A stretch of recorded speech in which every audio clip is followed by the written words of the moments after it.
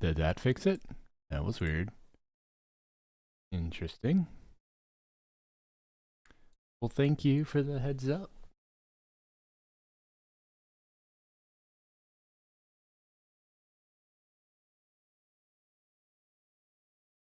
Yeah, there was something weird with how I was working on it. Apparently, when my computer rebooted, it decided to not use the mic.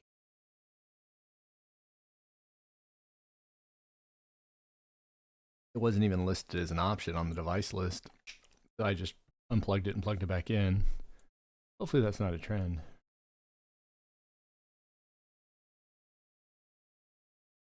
Yeah. So I changed my audio interface, and so hopefully that doesn't become a norm. Because, you know, I swapped. If I swapped it with another one with a new issue, that's just as annoying, you know? All right, let's test this some more. All right, so now, okay, you see the 100 on each of these? That's what we're after. I don't know why that wasn't showing before. Maybe it just has to do with how the new lines work.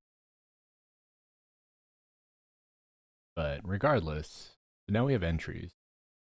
And if we go to the items, the item packet, there is an item type inside of item, and 100, how much is that? That's the 64. So that's correct. It should have said merchant. Let's add that to the info.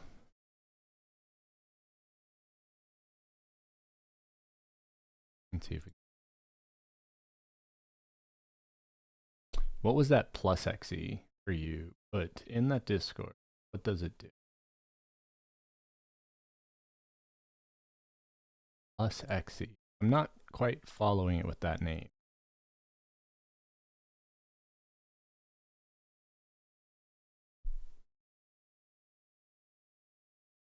Okay, there we go, merchant. Oh, so that was a thing for Dead Zergling to test. It's a early copy of the ROF2 Plus stuff. It was just the validator though, and I was just letting him run it against his client to see if it could identify any problems.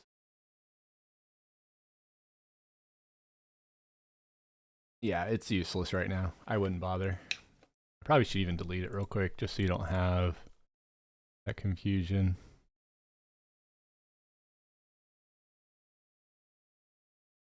Oh, no. That worked. Yeah. You can see his reply, what it did. It like runs and scans all your files really fast. And yeah. All right, let's try this again. Let's see if we got merchant now. So we fixed that weird issue. The merchant. Cool. Trading triggers this. What else triggers this? Corpses and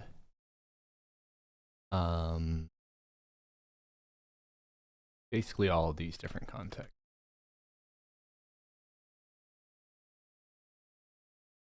The one I'm really curious about though is character image. I don't know why I'm having issues with that one.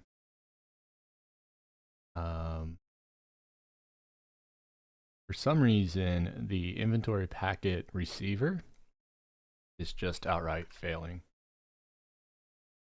Let me go ahead and evac.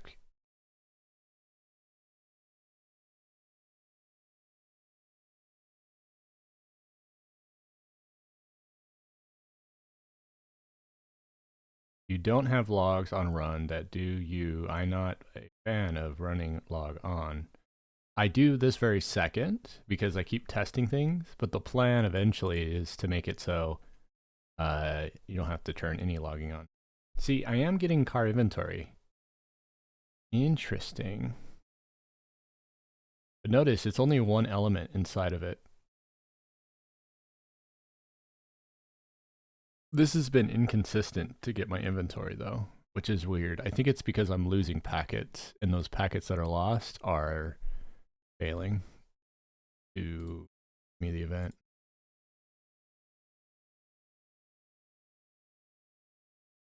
Yeah, getting all the features that logging does without actually having logging on is pretty huge. So let's do this.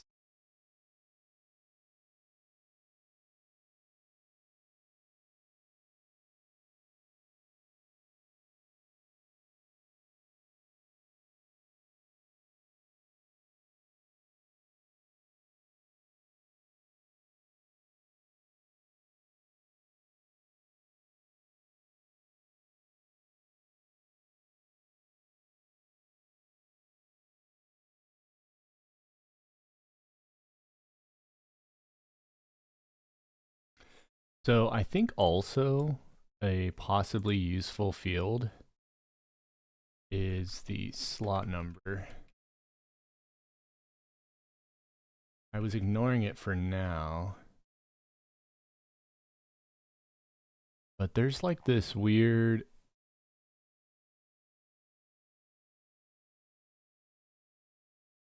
delete item, worn and inventory.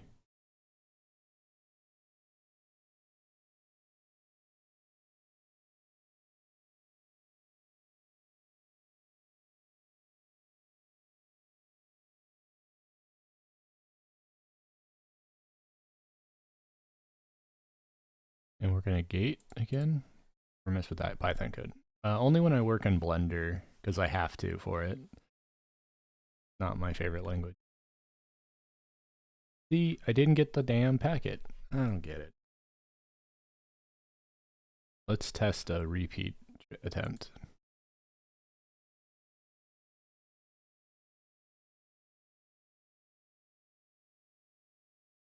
There we go. I got it. But now it says car inventory. But that's not what it's supposed to say. Oh shit. I put this in the wrong thing. This was item link.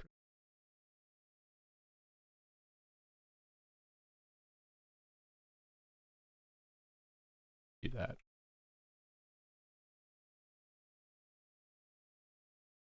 I don't know what DL script is. And not really. What is a DL script? Oh, downloading is the thing you're using for pirating. From the looks of it, if I keep gating,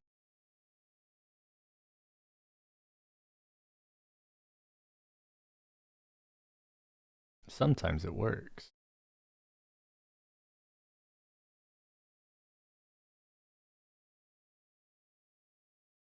But not mostly.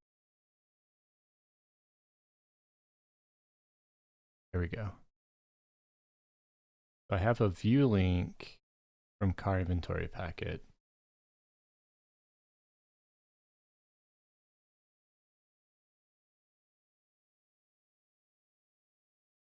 However, it has no data on it.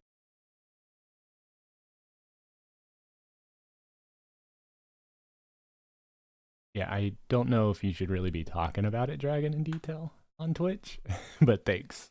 That's cool, dude.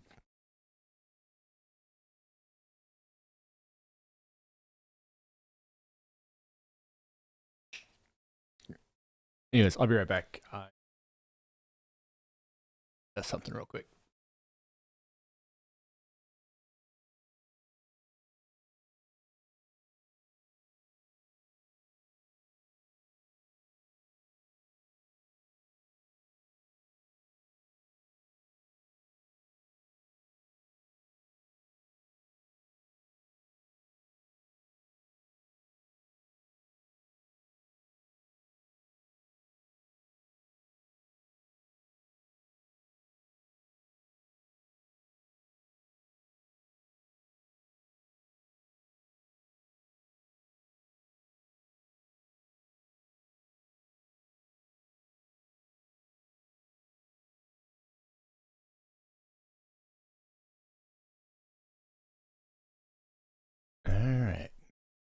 let's go ahead and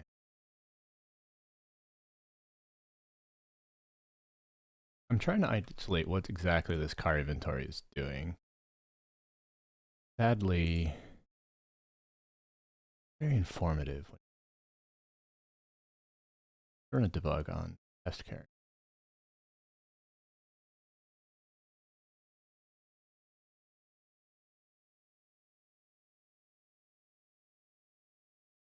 Fails, obviously. Car inventory packet. Got this and want some. Let's go double check how inventory packet works. Probably just a literal bad implementation.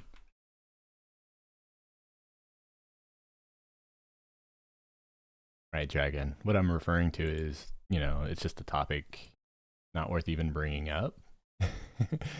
You know, defending it, talking about it, streaming it, all that. It's just info I don't really want on my Twitch. You know what I mean? So, talk about EverQuest stuff. Because, you know, it is an EverQuest Twitch channel. Like, do you know what I'm working on, by the way, Dragon? Car inventory is patch ROF2. Car inventory has an encoder.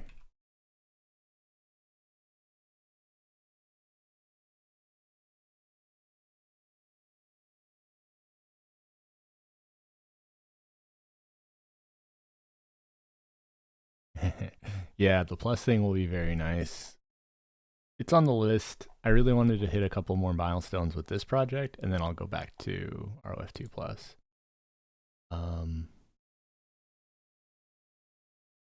So when a car inventory packet gets sent, you can see it's here. There's this item count struct that actually gets written into the packet. And it's actually in the beginning of the packet, so this is already wrong. How many elements are in here other than serialized packet? Oh, it's literally just that. So what we do is we just say count, start a new reader. We don't even need to do that.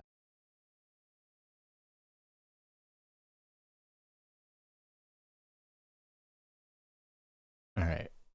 What we can actually do is look at car inventory. It has no unknown one. What instead happened, oh, this is actually really easy, is that you have a count, which is a uint32. Okay? And then I iterates all of this, and items is stored like this.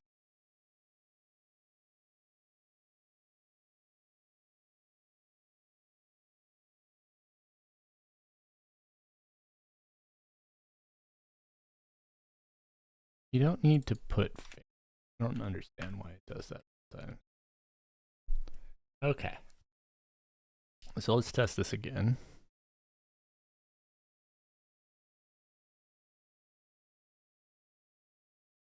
Unknown one undefined, because I'm doing a writer before. Good.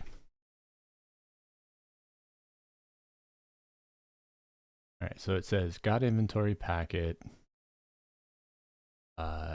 Let's do this for now.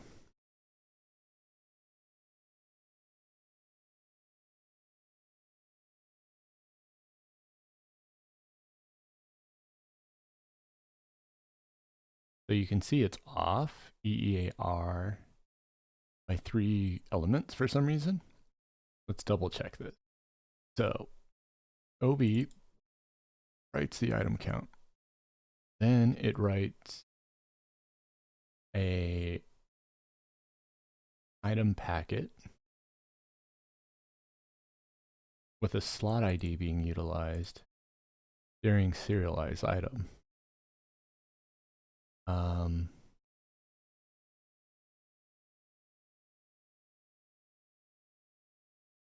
is slot ID being placed in?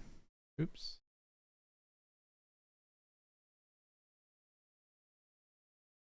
So the slot ID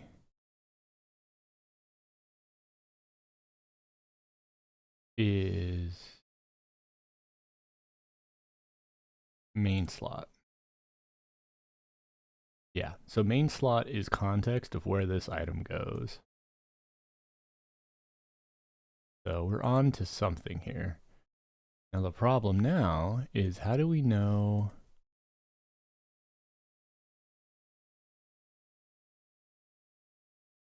where, or why are we off on the character inventory?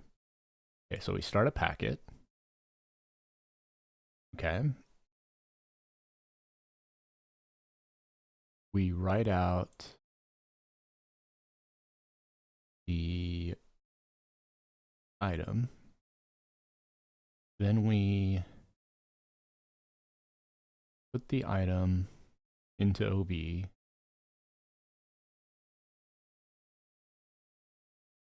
And then we iterate this, and then we're done. I mean, it's a pretty straightforward packet. So we take count, which is uint32, right? Then we iterate it. And then every time we iterate it, we run serialize, which is done here.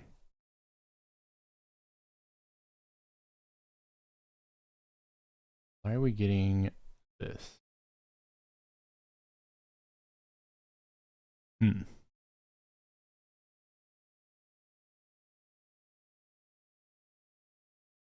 Let's actually do this. We're gonna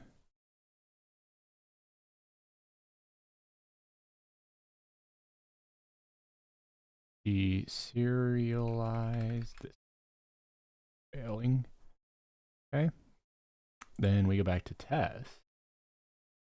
And on the test function, we're not going to bother with writing. Instead, we're just going to read it. And then we're going to say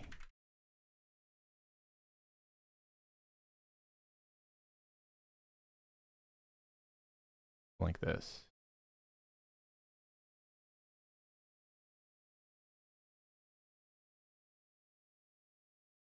I don't know why this is failing like this. Oh well, I fixed it.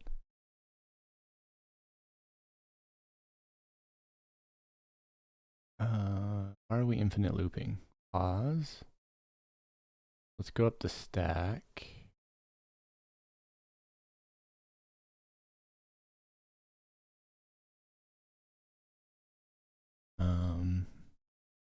Okay, this is weird. Why do I have a infinite loop going on? Probably because of how I'm decoding this packet. Where is data for this? For all parks.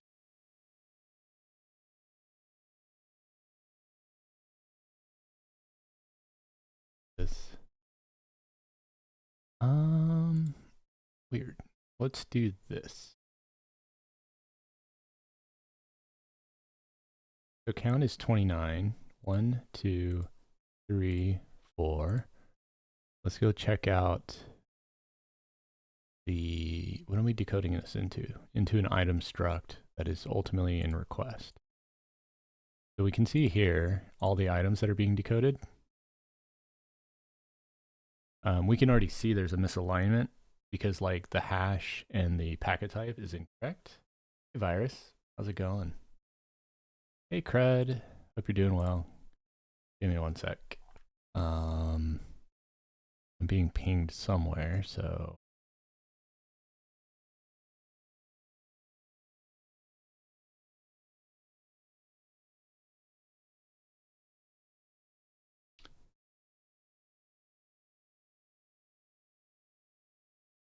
He's gonna set up a Grafana for my metrics data, which will be nice. Anyways, yeah, I have a misalignment for some reason with items when they're coming from car inventory. So let's try to figure out why. Obviously data is really big. And the data coming in, this is with the prefix red. I think 29, that's correct. And then you can see that there's just a bunch of 48s. which should be getting read into the first item. But you can already tell I'm off alignment even by the first packet. The item name is off by 3. There's at least 3 bytes that were, I think, overshot. We might be accumulating 3 bytes too many on a different part. See if we can isolate where that is. Because here, it's pretty straightforward. We're doing serialized item. And yeah, CRUD and Virus, if you weren't here yesterday, I'm working on an item kind of inspector thingy so that whenever you're in game and you're doing stuff, it can pick up packets that relate to items, and then I'll let it pull out a database that you'll have local to basically give you quick insight, like cliff notes about specific items. And if I can get car inventory working, which is what I'm doing right now, when you move items or inspect items, I don't know if I can get inspect yet.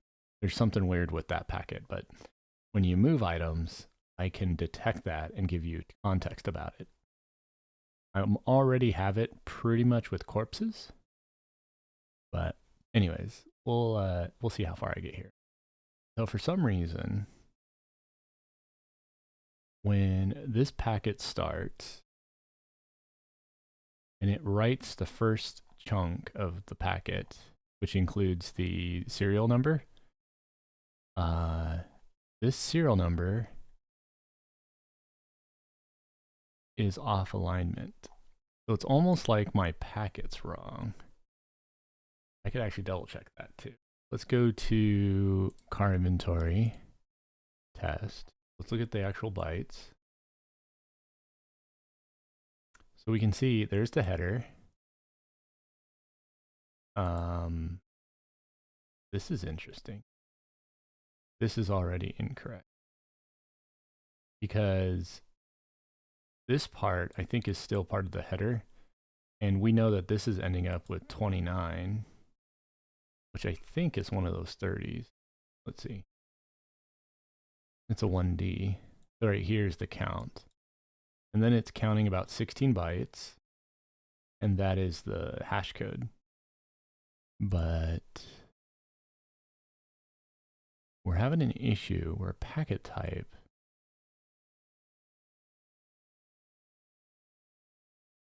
no worries, CRUD. You can be entertained as I do technical junk and neglect my character in game. But yeah, we basically have a byte of misalignment, and I'm trying to isolate why. Because so count is returning as 1D, which is 29. If we look at this, that's that. Okay, so we're technically here when we get to, well, actually, we'd be right here. So all these 30s are likely filler fields for the item serial number. And we can see, though, that something's weird with this item hash and the packet type. The packet type is getting a bunch of 30s. So what is this supposed to have on it? This is supposed to have packet type sent to me, which is the item pack car inventory, which is supposed to be a 69. But you can see here, there is no 69. So why did we skip inventory? Let's get a new packet. It's possible this old inventory is just like a bad dump or some sort of use case that's not there anymore. So what we're gonna do is we're gonna print out a hex dump, but we want it to be from Zachary's. And we can stop the debugger. Now we can rerun it. What? Oh, it's because this is an iterator.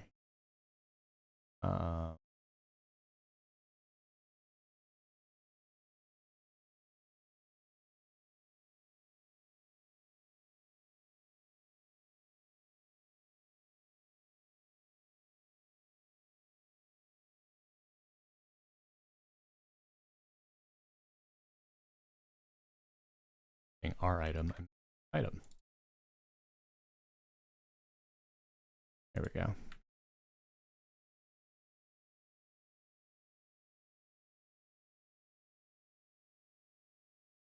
There.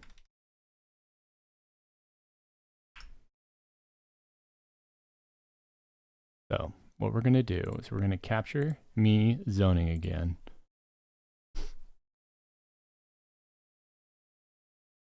And we'll see if we get the car inventory. It hasn't been consistent, but if we get a big dump of packet data, we know that the packet got defeated, which it failed this time. I'm pretty sure it just has to do with, like right here, we got a car inventory data packet, but you can see it's incomplete. This happens, I noticed, like even if you look at my old code, I have that specific sequence. A65C, but then the rest of the data is gone.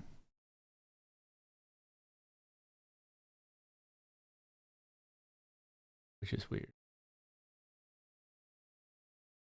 We're just gonna zone a lot until we get the car inventory packet with all the data. Because you can tell that there's something wrong with how I'm aligning bytes that's causing all this.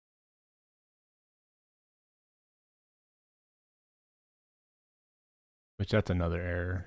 Like even my session encoding key is a little off.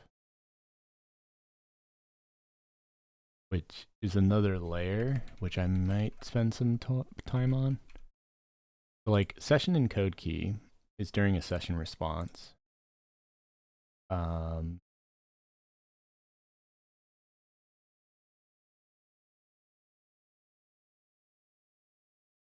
Which is essentially, does CRC bytes matter?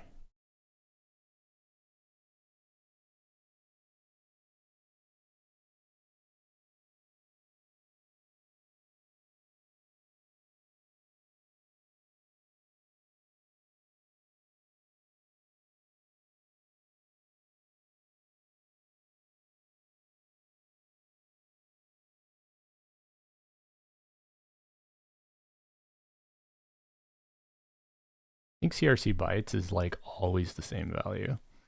Another packet I want to track is zone change.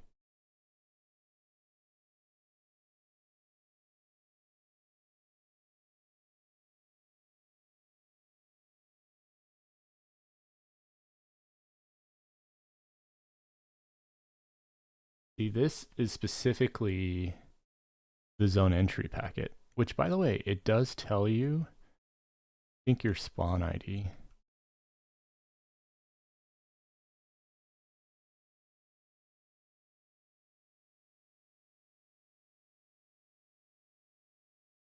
We should at least test that.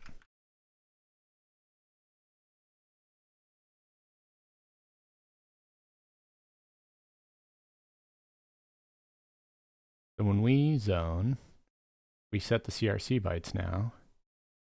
Oh, no, that's every single spawn being populated in the place. Very noisy. So you can see here, it is changing the CRC bytes, which is good. We are getting the character inventory packet. We need to take out the packet event because zone entry server is mislabeled basically. We want the request new zone, I think, or one of these. Hey Eistern, how's it going? Doing good. I'm just doing some packet. Yeah, see here, we can do zone short name. That's basically what I wanted. So now I get an event that kind of tracks the new packet.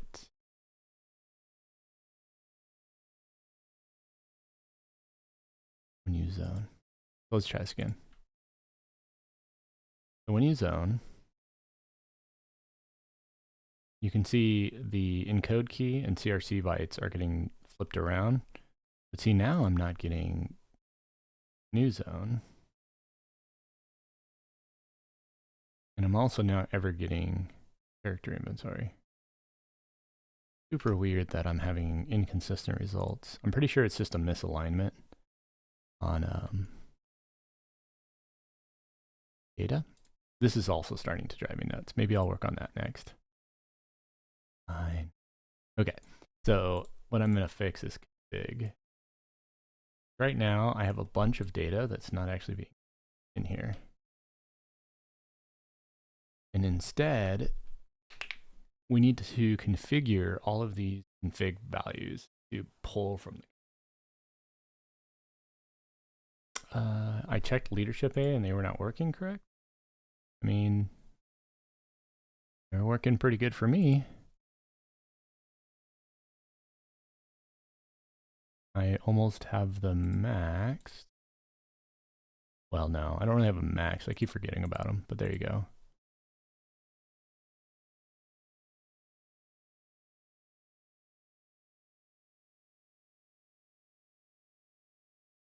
Oh, yeah. You're talking about the passive effects. Leaderships, AAs are working, but some of the leadership effects are potentially buggy. It's basically an unsupported chunk of the code. So let's go ahead and put like capture device as a type. And whenever I load, we can go ahead and rename this from crit sprinkler to InSpark. Hopefully I didn't make a bunch of errors. I, of course.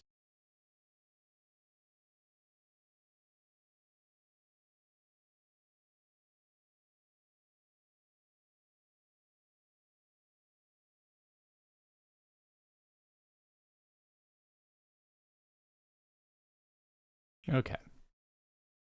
So the entire intent with this capture device is when you hit save and when you're working on device menu, we pass along config and we make it where whenever you set the capture device in toolbar, probably going to need to keep a reference to.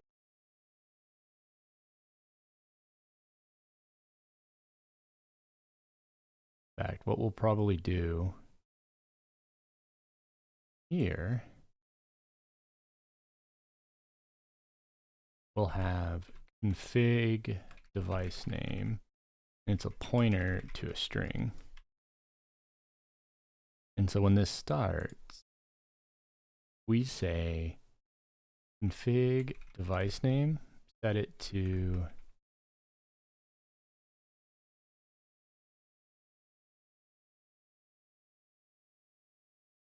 capture device. Probably better to call it the same thing. Capture device. Okay. And what this does is whenever you configure the device capture and you select an element, which is, let's refresh. Here's every device list. And when you say sniff this capture, there we go. We now can say the capture device is going to be based on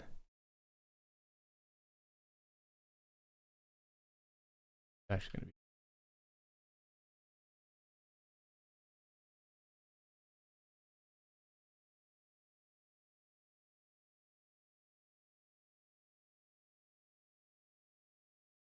why does it refresh when you go to capture? This name is horrible because this isn't technically running. This should be device capture close. And then device list refresh. Where's the actual capture button?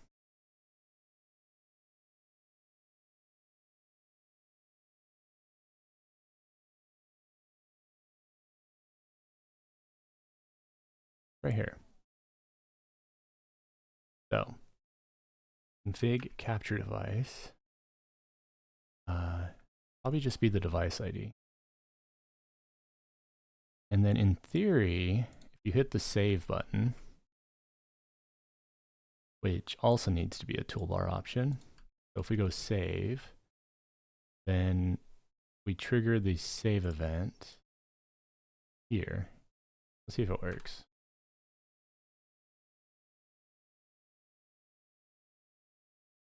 I do that, and then I hit save. Capture device was not set, but it did save the file. Wonder why this capture device. The default was not there. When I hit capture device,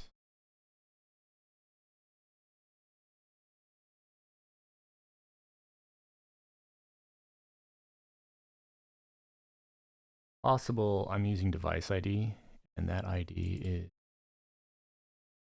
yeah, see, setting config capture device to this. This is a pointer reference. Oh, that's right. Because I have to pointer dereference and set it to the data in the pointer, not point it to a new address. So now if I hit save, perfect. So now that I'm saving the config data, I need to make it load it. So when the program starts, we can say if config device is not empty, then sniff, go ahead and start capturing. If you have an error with that, you have to do a pointer dereference.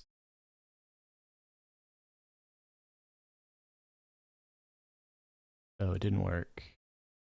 Oh no, it did. But see, now the GUI needs to be updated.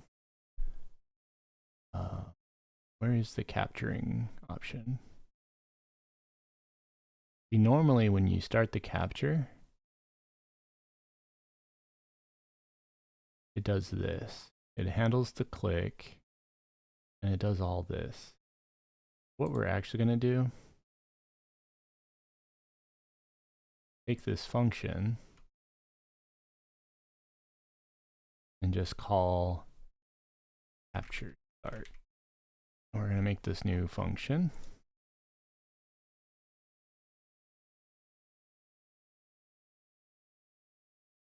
Okay. Problem though is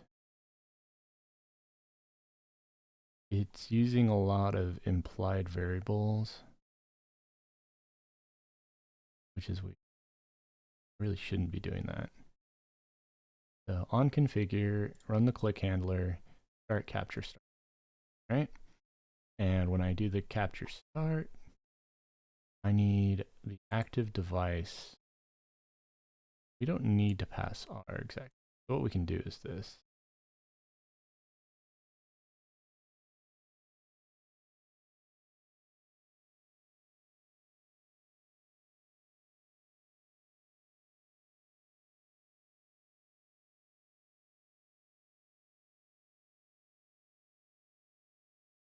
We don't even need the device.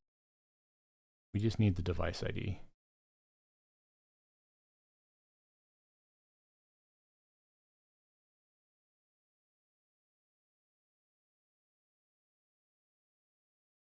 Okay.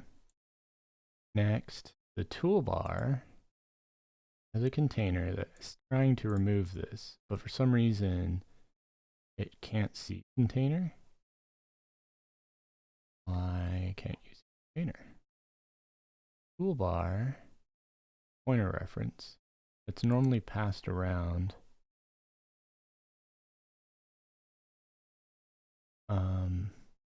I see. I see row. Let's call this the toolbar struct. I don't normally like calling it struct, but whatever.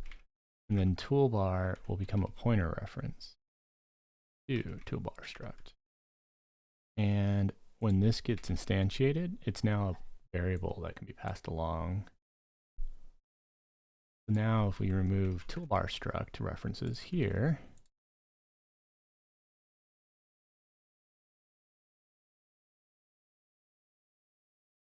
the other issue is UI on open. This just has to do with the fact that how I'm doing everything.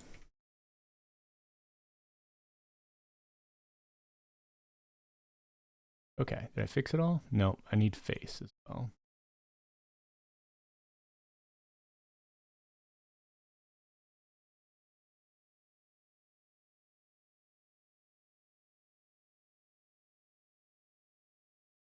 The face is referenced in a lot of different. However, default font is being argument passed everywhere. I think really we should just call it default font. Then in this instance, I'm going to call them default. Okay, that fixed all those errors.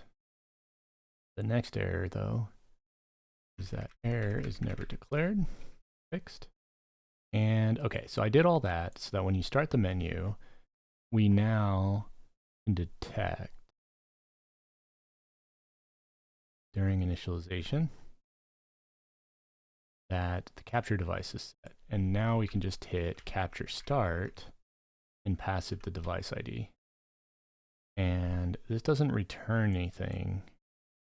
That'll at least attempt to start capturing. Perfect. So now, every time you start the packets, or start the program, I don't have to set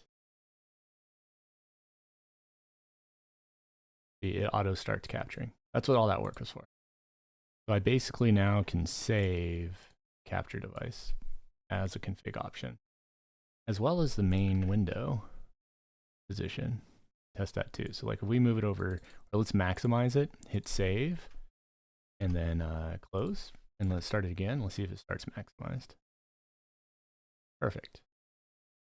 So next we can set up the UI window elements. But yeah, Zero, as you can tell, I'm kind of cleaning up my ShinSpark setup, even though I might fork this again to EQ codecs and then really start focusing on the info stuff. But ShinSpark's going to have a little bit more features than EQ codecs, but I'll probably include them both. Now that I'm starting to abstract things into their own little menus, it's getting a little easier to just copy paste between the projects. But regardless, yeah, let's go ahead on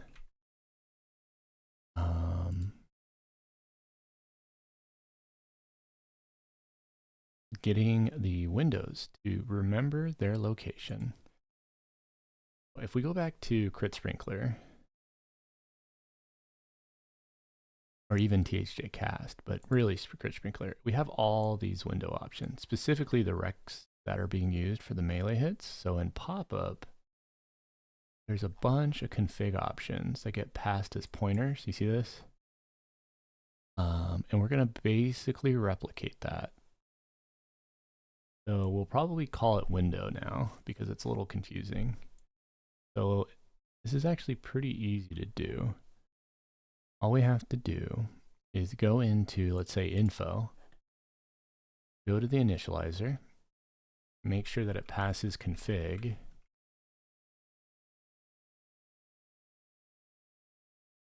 then we have window rect, and this will be a pointer to an image rectangle. And when this initializes, we go window rect equal to config, or just config dot, and we need a new one, but it'll called be info window. And so then we go here and we make info window. We make a default. Probably should move this somewhere new, but that's for now. And this is now a pointer reference. And now, whenever we do something with the UI, so I have a move packet here. So on resize, we're going to go ahead and add on to it window or info window rectangle is going to be a pointer dereference that. And whenever you move the window, we're going to do the same thing.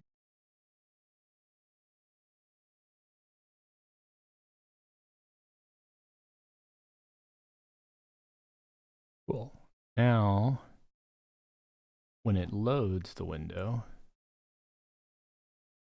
instead of just rudimentary setting it to a fixed location, we're going to set it, in fact, let's do this real quick. We're going to move, oops, pass config to this. So we're just going to move like the info bar. I've been commonly using it like down here. This, right? We're going to hit save. We're going to exit out. And now if we go to config, we now have the location. And we're actually going to set that in info. Or actually, no, in config, default value. Essentially, we'll just copy this, set that as the default value. It might need to be a little bigger, but you know, it's initial testing. We can remove the entry even. Now we need to go down to when the window gets initialized, which is here. And we're going to go ahead and set this. We'll no longer use this sort of locational stuff. And instead, we're going to say set the location to, yep, perfect. So when this boots up, Windows location is broken. Up on the top left for something. I think it just has to do with how I made that info window. Interesting. Why are you unhappy? You're being based on this location. Why is this becoming 0, 0? Let's print out the location.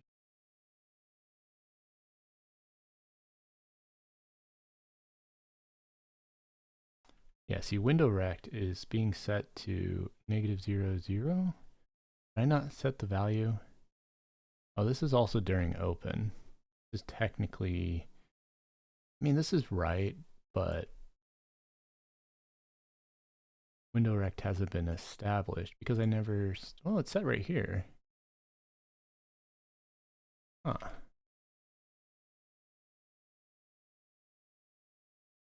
That's an interesting bug. Yeah, see, the value being passed to window rect is 0, 0. So it's like the config default isn't being loaded. Very nice, dude. That's some crazy deeps. I don't know if your DPS is correct, though. Because 347 seconds, 9,000 damage a second. He's got 2 million hit points, roughly.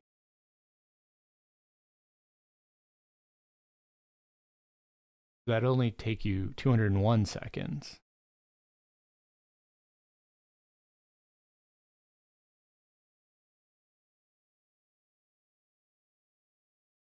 Oh, I see. Gotcha. Interesting. At one point, Pudsey, we should duo, and I'm curious, like, our parse comparisons. Not to say that I'll be better or worse, but I'm just actually curious on, you know, how you're parsing on my parser. Granted, I need to improve my parser still. And 'Cause I would love to learn more about like what are some of the top contenders for, DPS. So something's buggy with info window where when I'm iterating all this,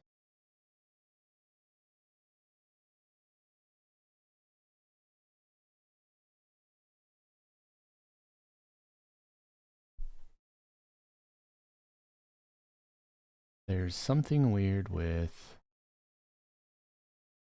how exactly I'm making this element fall back to config default.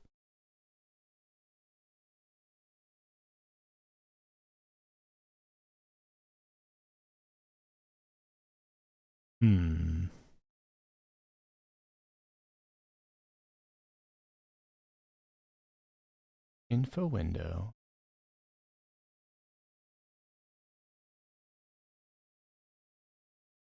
See, it's supposed to be resetting it to default.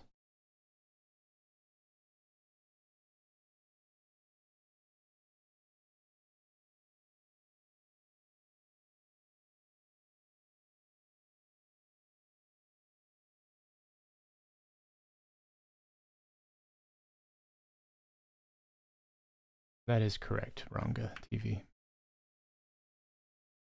I have two variances of it, but the key one is Crit Sprinkler, and yes, I really need to get that version out. Like, I have one that tallies and does some other cool features, but it's still local only. Yes, the info window is not being loaded properly.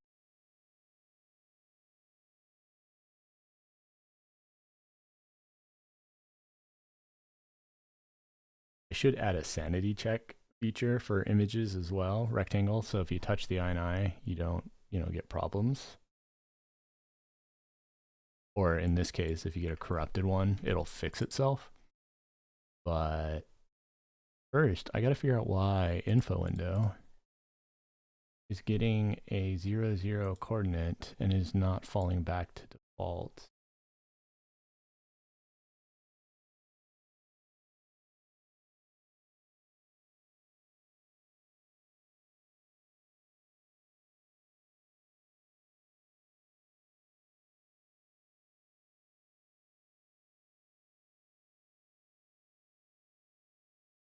I don't think this iterator is even code.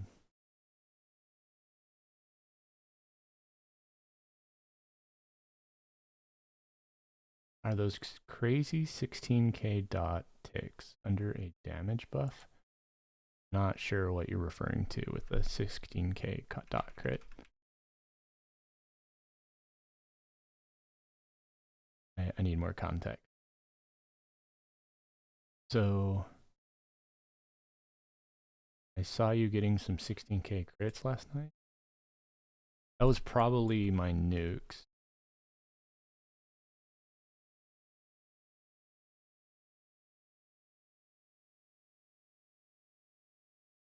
So I have a thing when I'm running it.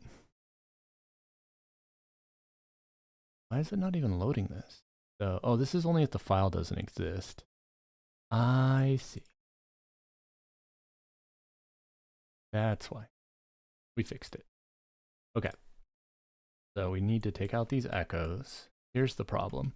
If the file exists, it's going to load up. And I currently don't have known keys working very well, or found keys. I think is the real bug. Yes. This is a problem with outdated files. I need to go to Thj cast. I fixed this problem on one of my projects, but I need to carry it over to the other two, and that's what's causing me issues right here. Basically, Thj cast is really old. I do need to update you at some point. And then I have Crit Sprinkler. And Crit Sprinkler's config does have fallback logic. You can see right here. So this just needs to be pasted over.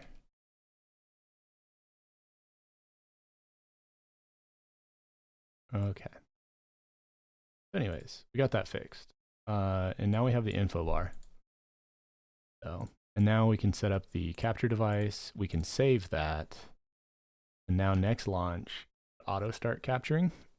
Perfect. And we also keep the info bar. Now if we resize the info bar and then save and reload, the info bar I think kept the same size. It could have missed it, but regardless, we're getting there. We got the info bar now saving its state and restoring it. So we can take out that debugger line. Why are you putting rect there? That's a little annoying. And we can now do the same with the cast bar. So we want cast window to be an image rect pointer. Then on new, we need it to pass config, which is a pointer to config and Spark configuration. Now we're going to say cast window equals a pointer to cast window. Then we're going to come up here, initialize the new value, cast window. We don't really have a coordinate for it yet, but it's probably going to be on the rightmost side. So let's do, I don't know, let's do like 600 and 0, no, like 10. And then the height and the width will be like, just say 900. And I don't know, 20. Another bean. How are you doing, dude? Doesn't like that because I haven't passed it config yet. All right, let's see if that at least loads the screen. It probably won't because the config exists. So let's just delete it real quick. That'll set default value. Hey, Variety Void. Big raid coming, huh? Not doing anything too interesting, but thanks for joining. Well, I guess it is interesting depending on what you like. I am in EQ.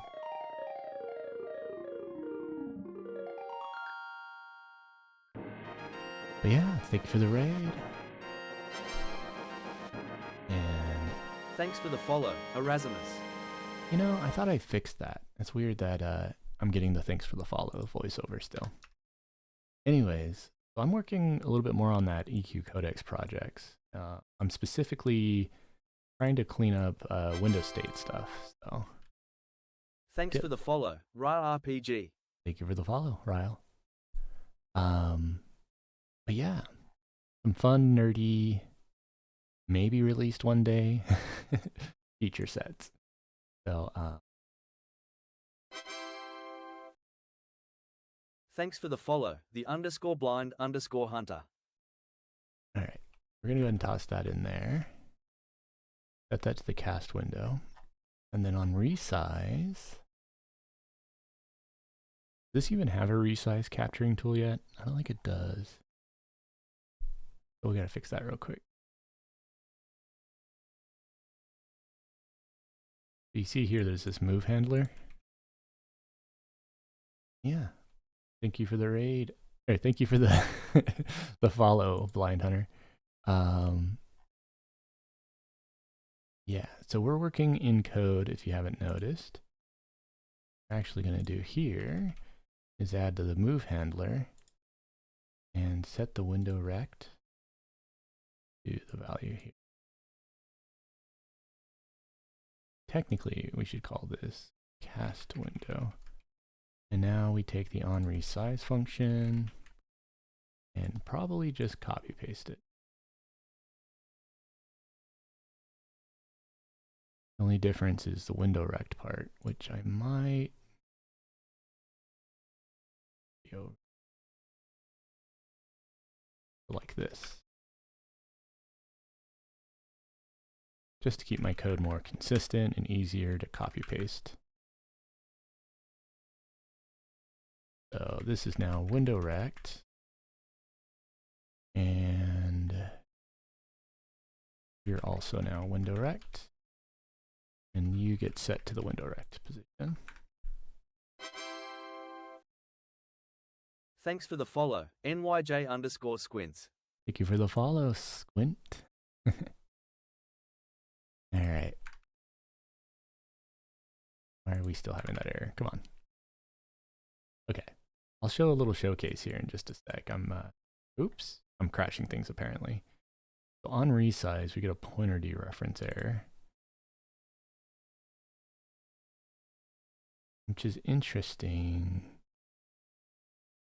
that it's failing at,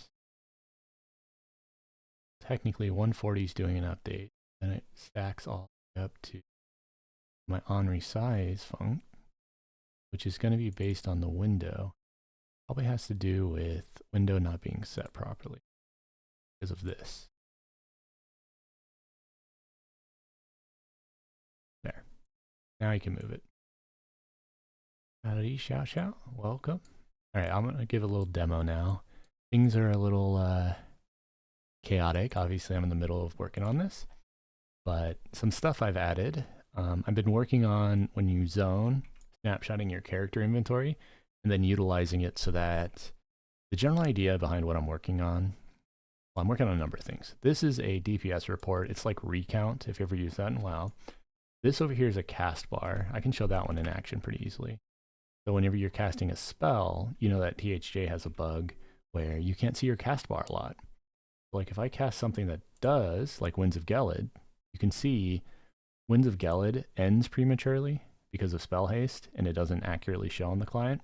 But you'll notice up here, it ends perfectly, well, ish. And a lot of times you have spells that don't actually even align to what happens in game. And so I'm basically fixing all that.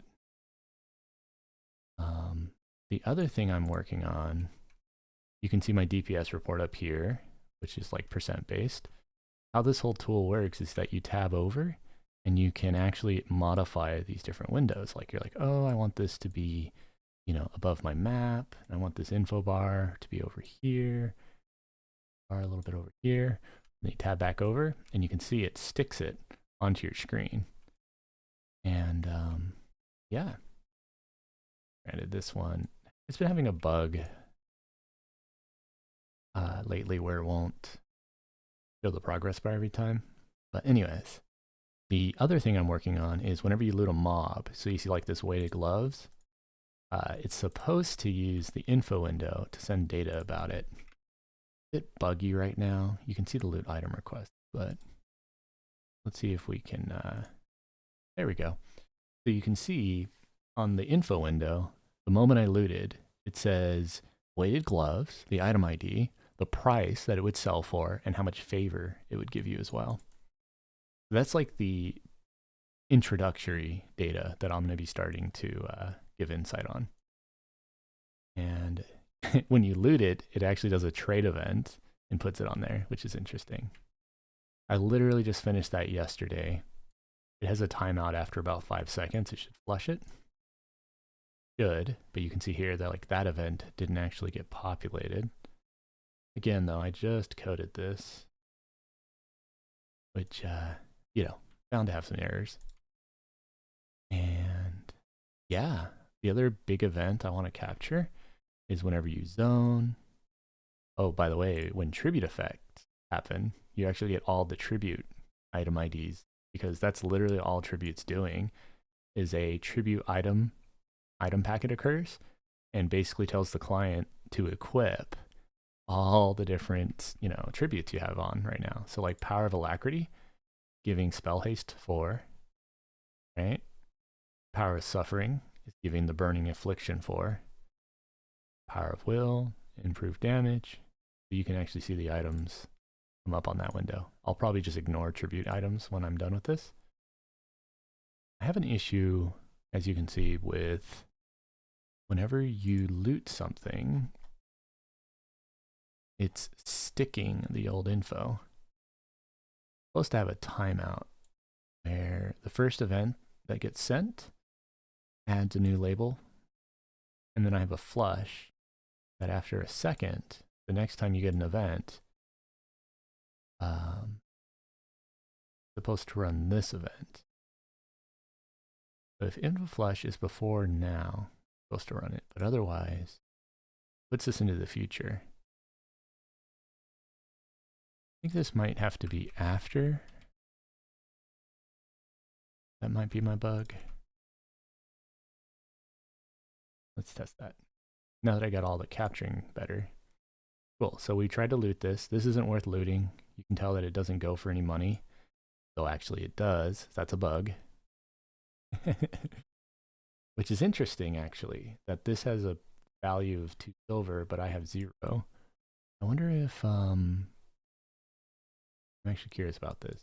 We're gonna dump 2 prices. We're gonna have price, and then we're gonna have price 2. Because in the packet for your items, there's actually 2 price values.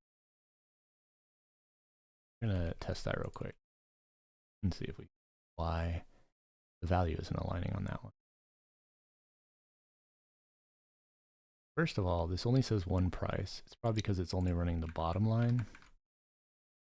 Let's fix that too.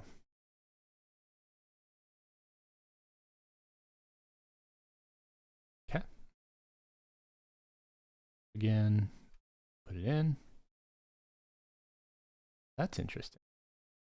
Apparently this item is supposed to sell for 2 silver, but honestly the price on the packet is only saying nothing. I might have to go sell that and see who's in the wrong. Is it MQ or is it me? That one didn't come up again. So let's go gate and test that. Sell for 2 silver or does it sell for nothing?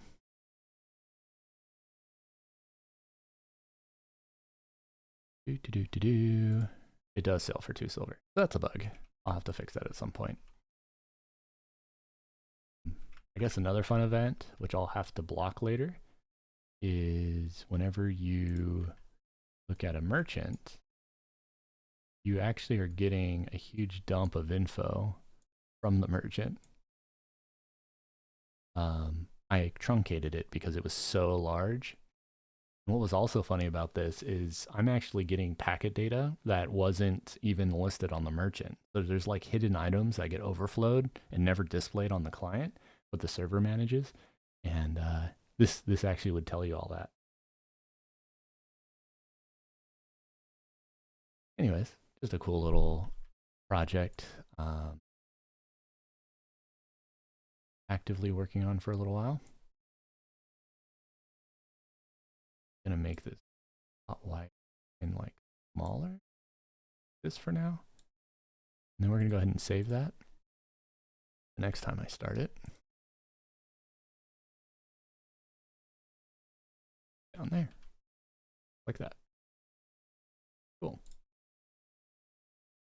So now that we got that going, I was also looking at character inventory, but it's still very buggy. I'm going to evac, which will put me back at the zone in. And if we tab over here, you can see we're getting the character inventory packet, but it's incomplete. It's only sending like header data. For some reason, size of this is oddly small. And I've been looking at the source code on why. Because what's supposed to happen is the package that's being sent over in the out buffer is being sent over this application packet. And possibly this. Because there's this in-size packet being sent. And if the size isn't being set, it just defaults to 4, then fast queues and bypasses actually sending all the inventory.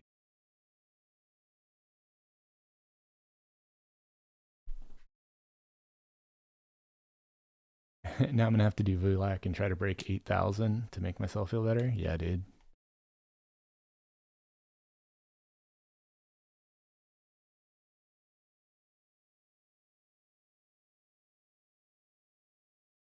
So sorry, I'm gonna catch up. So Pudsey says it's not as cool. GAM parse wasn't combining sleeper plus warder correctly. Correctly combined parse was about 4,700 with a little over 10K on just the warder. Yeah, so one of the challenges with a lot of these parsers is it's missing data, especially pets. I've noticed procs from pets and other types of mechanics both EQ log parser and GAM parse have tendencies just to sort of neglect. Um, there's all sorts of weird issues with how they're doing parsing. I'm really hoping if I ever get this thing into a release candidate, my report, that I can hopefully make it a little bit more reliable. What I'm specifically tracking with this guy is I'll probably make a system where you'll hit like a little gear button and can say configure and then say like disable or reset tracking. You know what I mean? So that you can see, I'm getting weird issues sometimes where when I start the pack, it doesn't pick up packets. And then watch, if I restart it, try it again, it picks it right up. And price is consistently wrong now. Did I mess up my packet? I feel like I messed up. I have been modding those packets, so possible I just messed it up on item. Because, you know, I have to decode all of this. And if price is misaligned, specifically price 2, then it's likely I messed up the ordering on one of these previous structs. It happens. So, in fact, we can run the test real fast and get a quick preview of what the items are on these, you know, pre-mades. And we'll actually put in here price 2.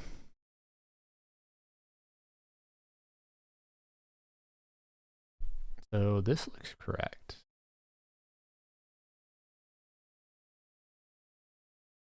Yes, this is entirely written in Go, Dead Pirate.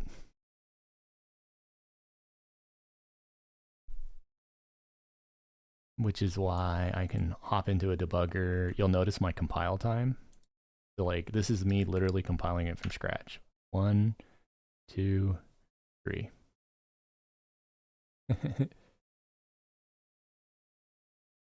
And that's from the command line, so I don't have to worry about all that fun stuff. This is just a Eviton OpenGL renderer, you know, just little resizable elements, but this is actually a full-blown game engine that's being ran. So like if we go to examples here and we look at like particles, this would be possible to do on the overlay. It's a 2D engine, you know, but all these type of special effects and stuff, I could overlay over your EverQuest. I don't really have full awareness of like locations in screen, but you know, I should actually load item icons and put them into the info window so that when you loot, you can see that info. But this one has, yeah, some like raycast, you know, shadowing, just little demos that show some of the features you could do. I also have sound. This is a full-blown game engine. You'll notice it's using WebASM here, the WebAssembly. I suck at Flappy Bird. I totally could. But, you know, technically this isn't in EQ when I run what I do. It's more like it's, you can see someone else is getting the netted kelp look finalized. I see Cold is working on it.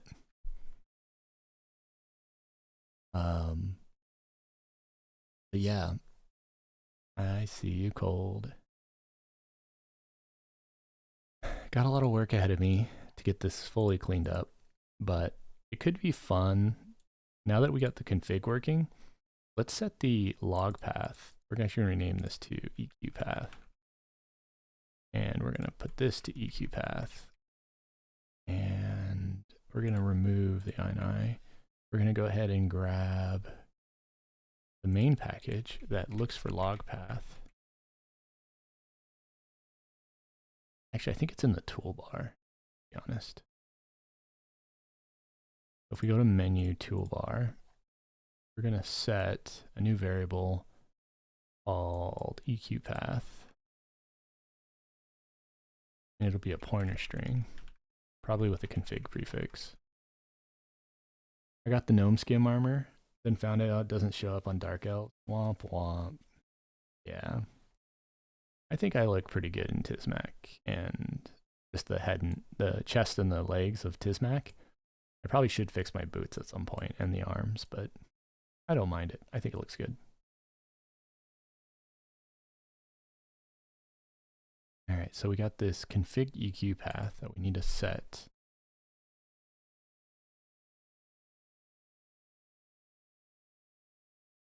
Probably do it in menu.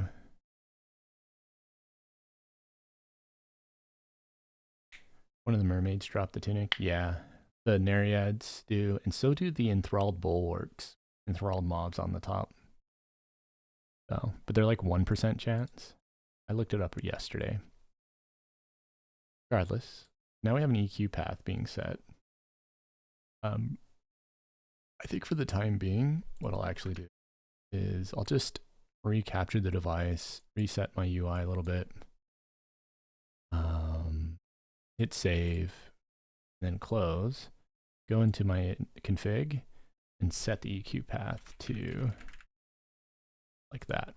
And then we can go ahead and test this. So when the EQ path has been set, we actually need to call a few things. We have spell, and spell actually loads. So maybe I'll even do this on the menu creation. There's a bit of an issue with that. We almost want a package that manages it, because it's not like menu is the exclusive way to call this. Guess I can put the responsibility there though. So let's just do that.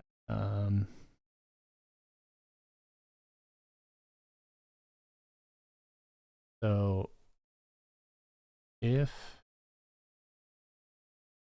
yeah, and honestly, let's just make path, because I don't really like the pointer dereferencing on every single call. So we have this EQ path load, and we're just going to call it at the end of initializing. It has an error return, which I guess we'll just do that. We'll probably make it more passive later, but one of the things it needs to do is load EQ spells.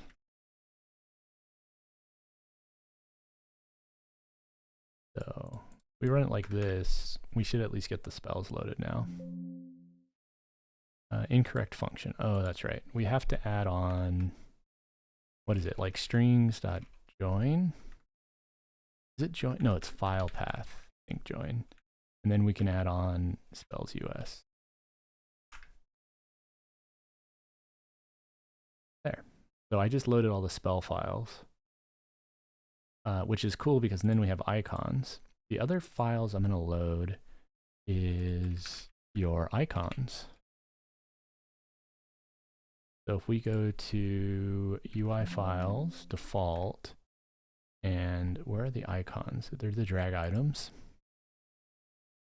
I'm going to have to write a DDS loader. Let's do its own package, or better yet, I could make it part of the library.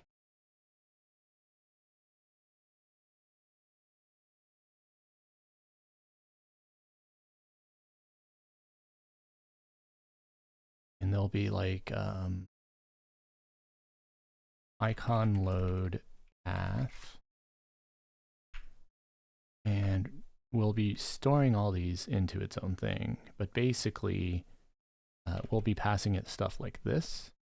What we can do is there is 178. What we could even do is say pass an EQ path for I equals 1 while I is less than 179, we I++, and then we're going to be like path is file path join EQ path with a sprintf, and this will be UI files default,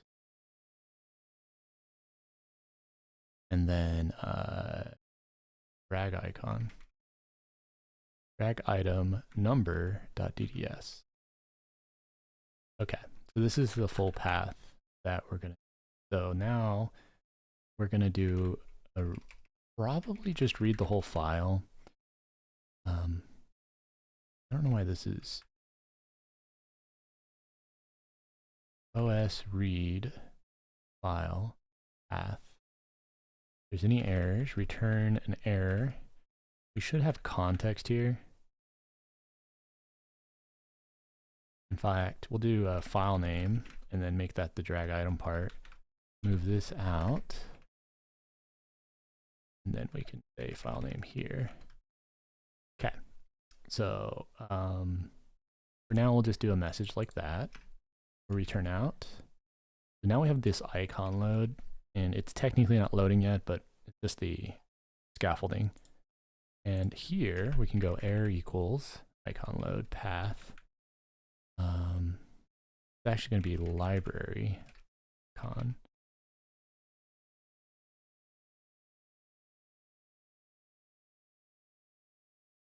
Okay, let's see if that just runs at least.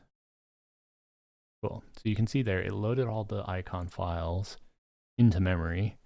Obviously, I haven't managed anything with that, but I at least now have a function that loads all the icons. So now we need to DDS decode them. Probably the easiest way to do that is actually with Quail. Quail has DDS support for Go in it. I'm pretty sure it works with UI assets as well. Where is my DDS package? I'm assuming it ends with the DDS. I guess I could also go look at the Go mod. Wow. Quail actually has minimized a lot of its import packaging requirements. That's pretty badass. I didn't realize though. That feels wrong because how am I loading DDSs?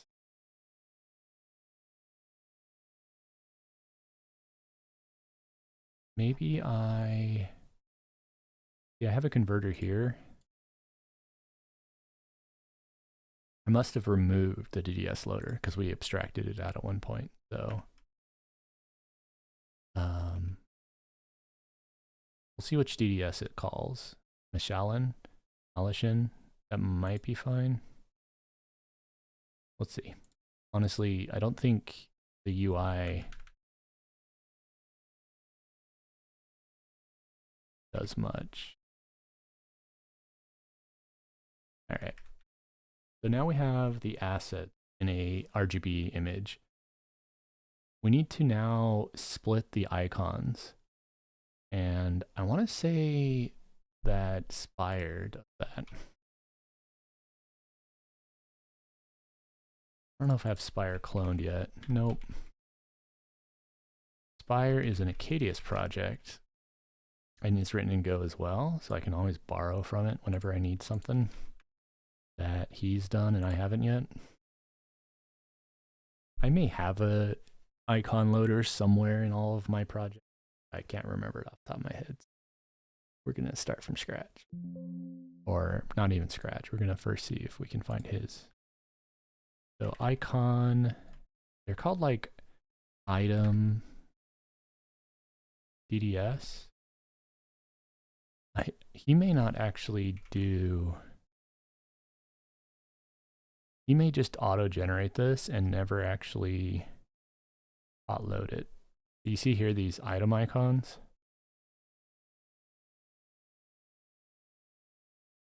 I'm not sure how he's calling these. He has items, icons, maps. How does he generate these? He has items, but this is the actual internal item data.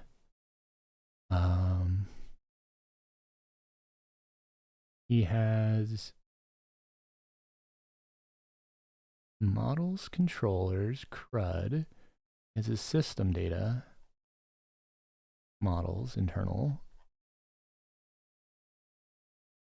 project is huge, by the way. But I don't see something that would do a DDS loader. He would inevitably have .dds. So he may not. I mean, I can ping him real quick and ask. We'll even ask in the Spire channel. Curious, when you created your CSS for icons, did you write a generator in Go to make the CSS? I'm trying to parse icons on the fly from UI files and was going to try to piggyback an existing Go project. What's up with client-side modding too? Actually, latest version seems normal to me. Didn't test out Eldonzo and you had issues with though. Okay. That's Quail, by the way. That's another one of my projects, the one that I just did recently. This is the Lorien song project. It's fun to kind of keep up with. And this is OpenLore. This is a project for an open source client.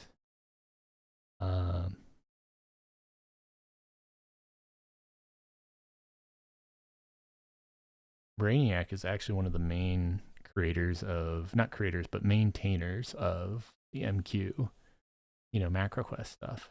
But he also actively works and contributes quite a bit now with the emu related junk. Perfect.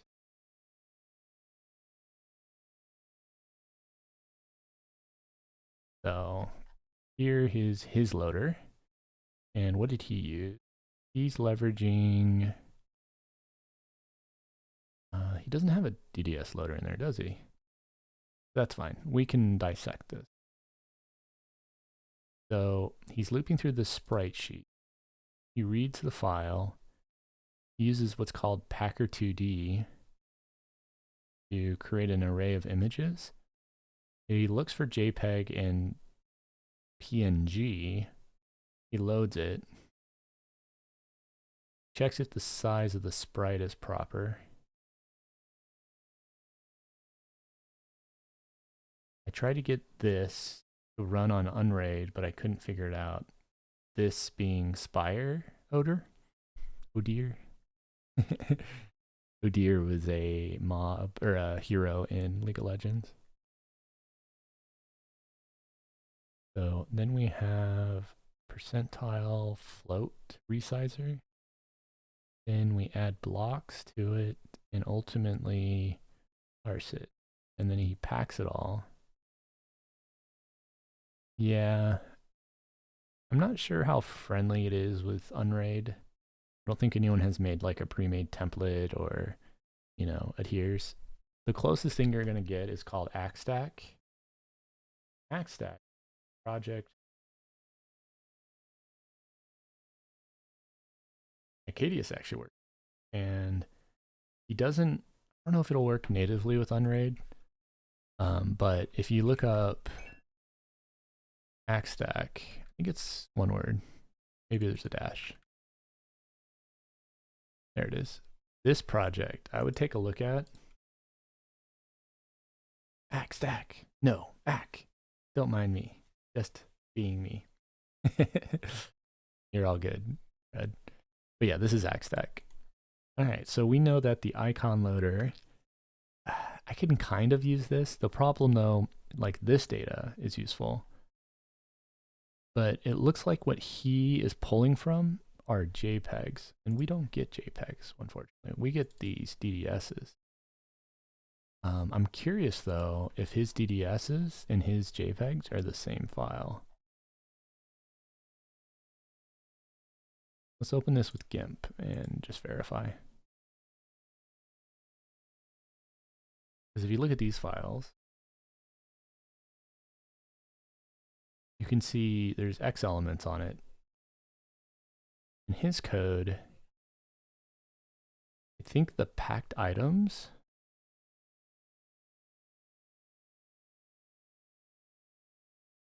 but where's packed images coming at? Packed images is based on Packer. Yeah, you can see here, he's already extracted every individual item. And then he's just packing it into, so there's a step that this skips, which is fine, but I'm probably not able to use it correctly. That's okay. I think I actually wrote it in a long time ago in PHP. I had an item icon. Oh man, this has been so long. Old school PHP. This is an icon to PNG. You can even see mine there.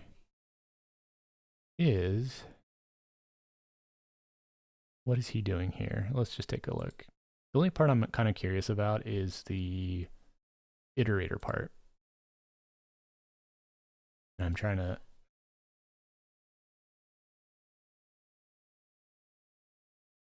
So fire, when you are a assassin and you use a throwing skill, you can trigger assassinate. And that is your probability to trigger that, is what that note is on stats. Yep. It pretty much follows the same rules as backstab, but you can do it with a dagger. So here he's decoding all of the DDS data. And then he has this where he's taking mipmaps.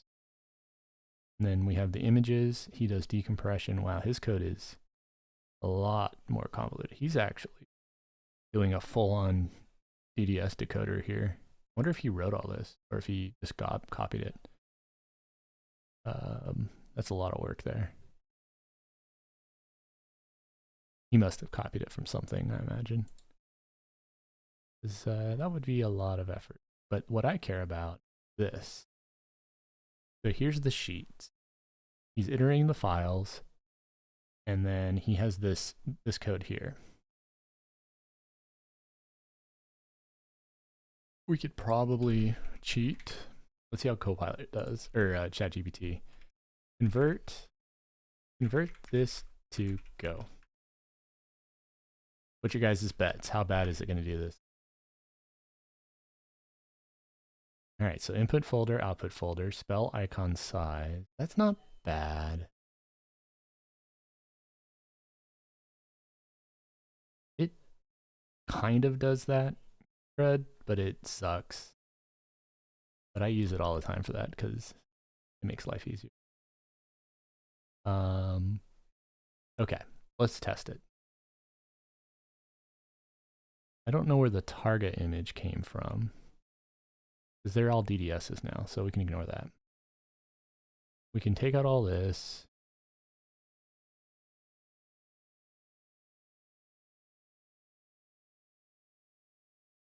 All right, let's see how well this does. So we have this image file. It's already been decoded. We have each of these sheets. We don't have to do the iterator anymore, and we don't have to do the opener. And we don't have to do the conversion.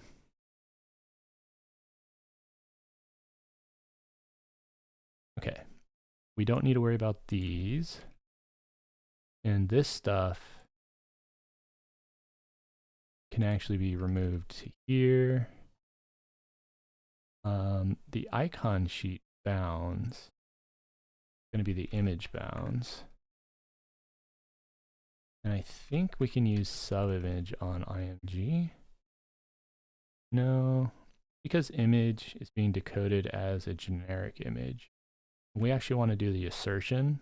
I actually had in that other code to turn it into RGBA. Where was that other code? I think we can just write it. Anyways, we don't need to do the file path joining. We now have the icon rect. We're going to be drawing out the image onto a new RGBA. This is actually kind of perfect. I mean, there's a couple ways you can do this, but this is image manipulation in Go, and it's a pretty clean way.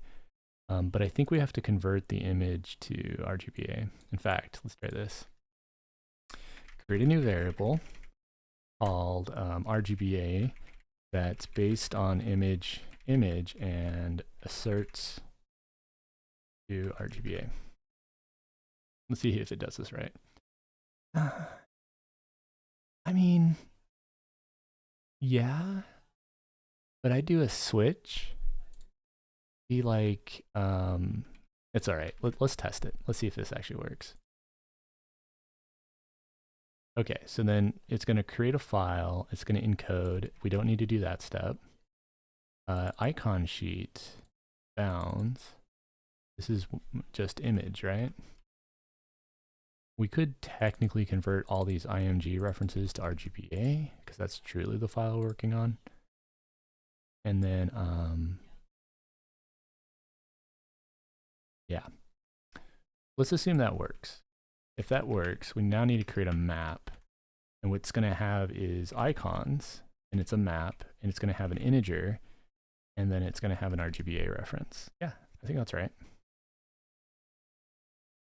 So icons have a function that's like icon by ID.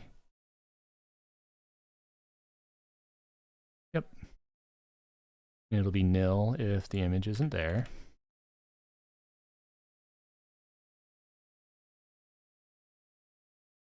Okay.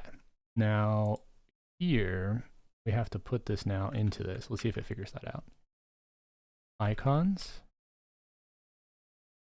That might be right. Might be right. We can test it. So first, let's just see if it runs and what happens. All right, so image is not RGB format. That probably makes sense. Let's do an assertion.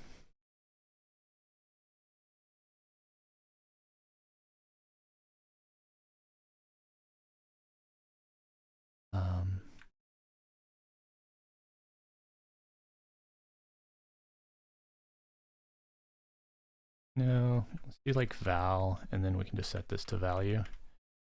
And then if it's default,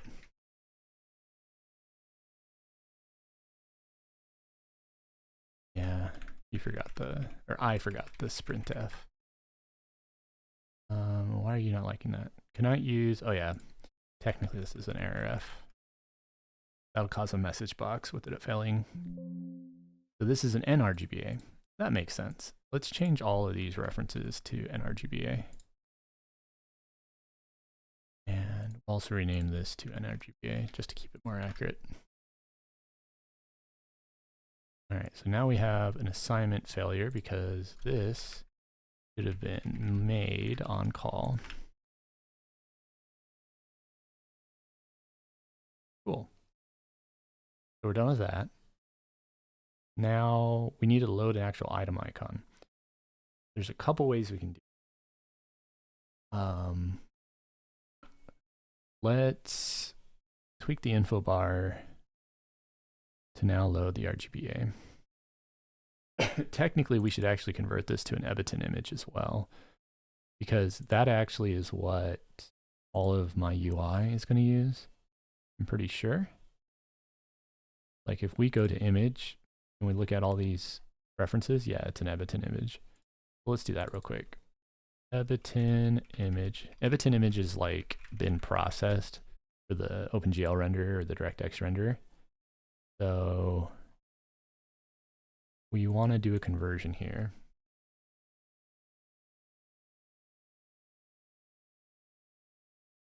I think it's that. Is this the one-liner? Ebiton from image. Oh, it doesn't even need the filter type. It's literally just that. Yeah, so it takes image, which is an interface that nRGBA implements that can then convert over to Ebiton image. And then this needs to be an Ebiton image return type. And now, whenever I call an asset in info, let's go ahead and bake an image into the content window for now to test. So we currently have this. I think we can do a button. Probably not on the label though. Let's just try rendering an image in here. Let's just call this like icon image.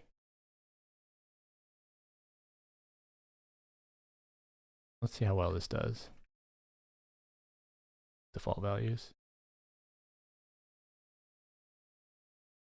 The widget, you are hallucinating.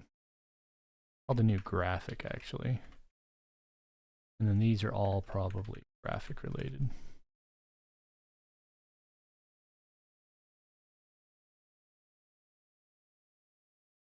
Yeah, see, probably does pretty good sometimes.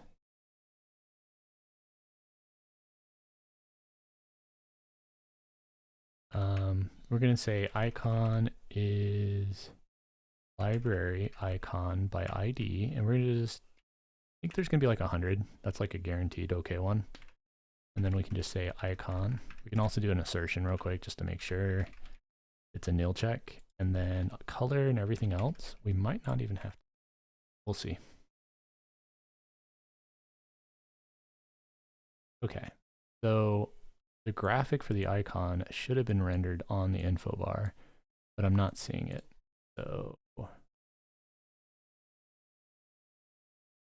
let's double check this works like that. Ebiton UI is still new to me. There's a bunch of demos though. Here, it's adding a child. Here, that has a graphic, but it's a 9 slice.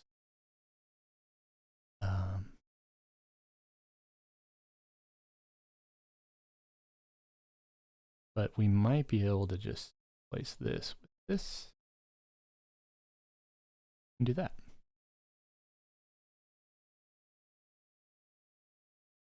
Okay, we're still not seeing it.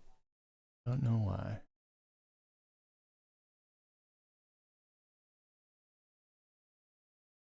Let's take out, well, no. Can't tell if this is a bug or if it's the, I guess an easy way to verify that is we'll load an icon, another image. So we're going to call it close test library fit image or by key.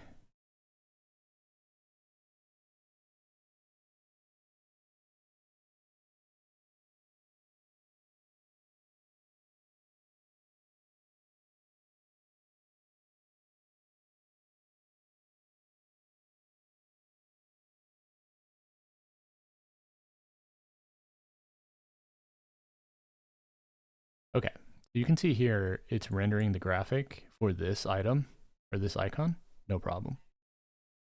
So we've validated that like the graphic loader is working right. And this just passes an embedded image, right? Now if we take that same code and we pass it the icon 100, we're getting nothing.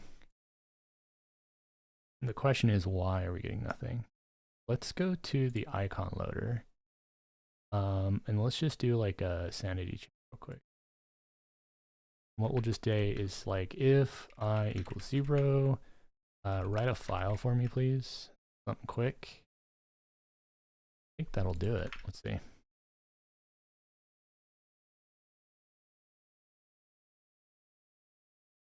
It's probably going to be an invalid file though. If I equals 0, write the file. We need to do a PNG conversion.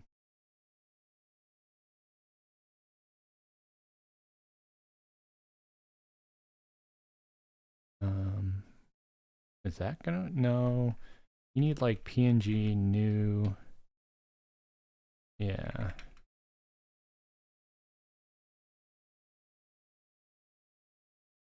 You can import PNG. PNG is an easy one. It's like literally, yeah, you know what it is. You just didn't import it for some reason. Yes. There we go. We're just trying to write out this file and do a sanity check to make sure it's not a UI problem. Is 0 never, oh, it isn't because look, it starts at 1.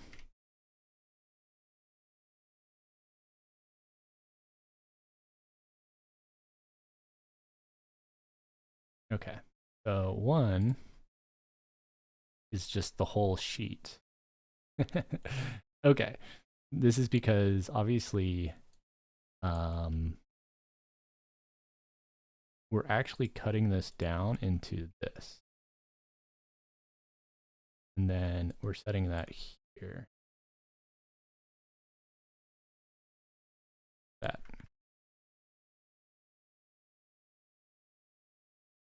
Nice visual. So you can see here, the cut is incorrect because we're getting nothing. But that also could be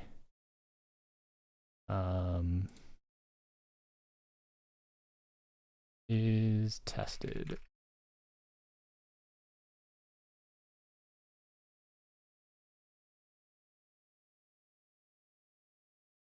We're just going to make it right once on the first file.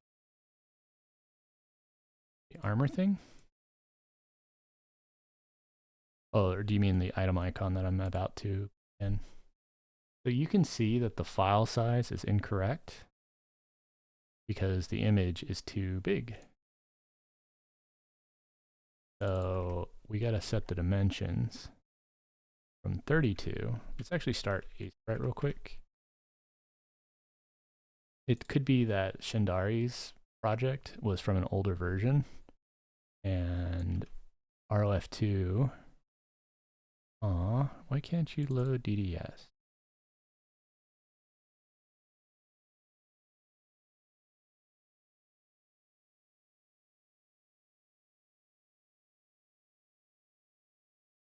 So theoretically, this is about 42. What do you think? It's going to be about, I think it's 40 by 40. So let's go ahead and assume it's 40 by 40.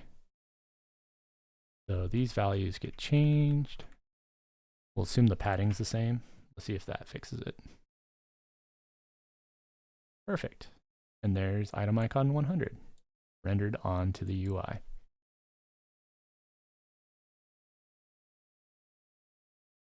Cool.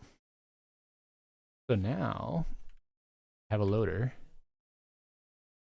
Let me delete the icon PNG. Hey, shipmate warrior. Thank you for the raid. We're going to go ahead and take out the tested code because we now know pretty confidently that this should just work. Let's tidy up the code.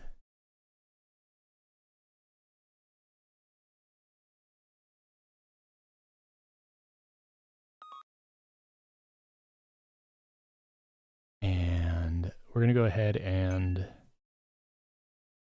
have a blessed stream, Zachary. Thank you, shipmate. We are working on a fun little project and we're about to get some pretty aesthetic, which is always fun, right? So what we can do is now, whenever a info window comes up and we get an event, what we can actually do is take the item packet and we'll just append to the child container.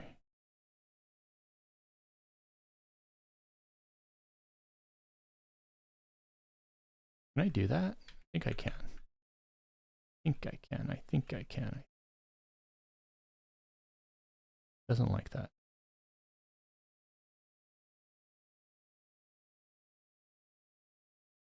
Okay, why are you erring? Oh, because we're just going to assume these are that, right?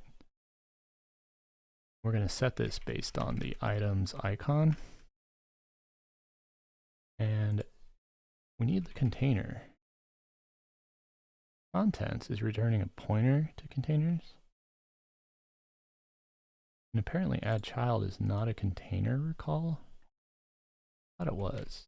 Add child can be called upon by, yeah, widget container.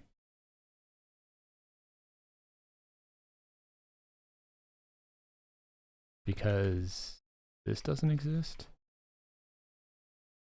Oh, I don't think it's a method. It's actually a property. That's why. Okay, let's see if this works. What it's going to do is whenever I loot something, let's see if this guy has anything. But it looted, but it didn't set the icon. Probably because there was one entry, and I don't properly handle that here. Yes.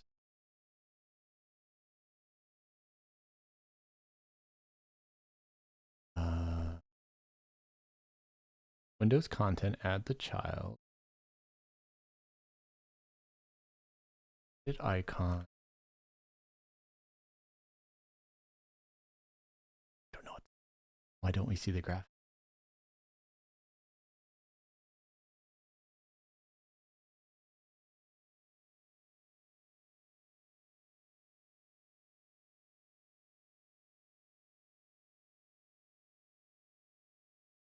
So added icon 804.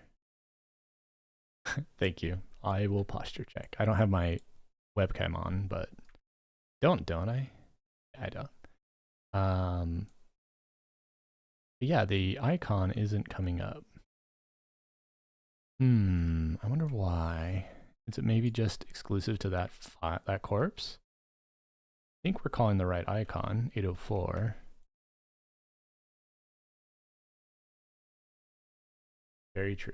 We all.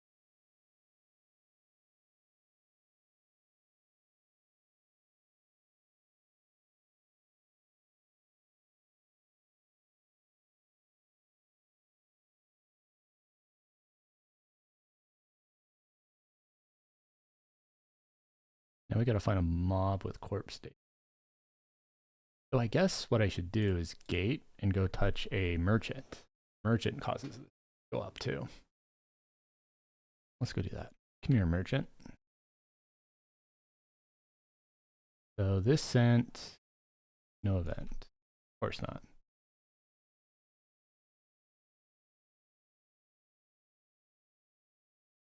Okay, so we get the item events, but the icons aren't adding. It may be actually adding, but we just can't see it because of the size of info text. No. Where are the icons? It should totally be dynamically loading them. So it says added icon 508 or 504. Is it possibly not adding these? They are stretching.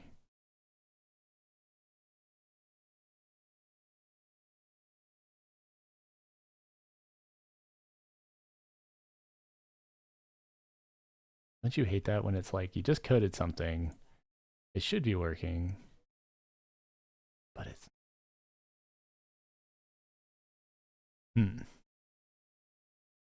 I'll tell you what. The general idea behind what I'm actually adding here is I wanted to make a nice fire. That's funny. I bet the weight is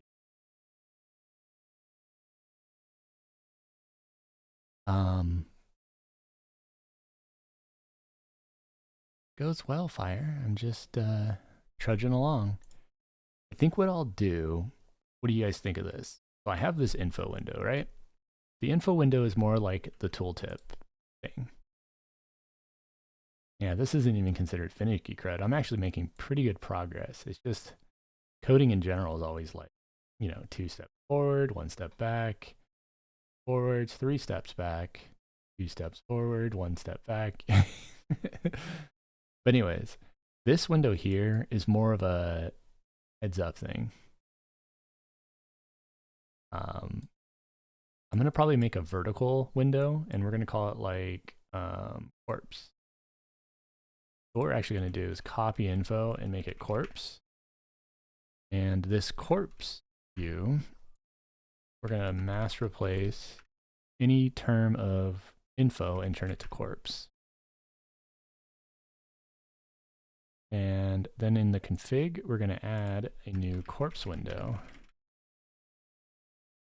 And yeah, that pretty much duplicated all that code. And all we're going to do is say, whenever there's an item packet, if the response packet type is not equal to item packet return. And what we're actually going to do is take out the text field on this one. And instead, the width and height of this is going to be significantly more. So we're going to make this, let's make the X do 800. No, 6789. We'll do like 10,000 or 1,000. And then X will also be like 1,200. And the Y is going to be significantly higher. Let's look like 200 and 600 for the default values of corpse window. And what this does,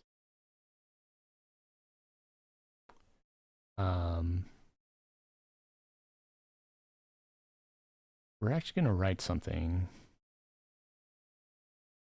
where we have like 8 slots vertical or in a row, and we're going to call them, loot slots.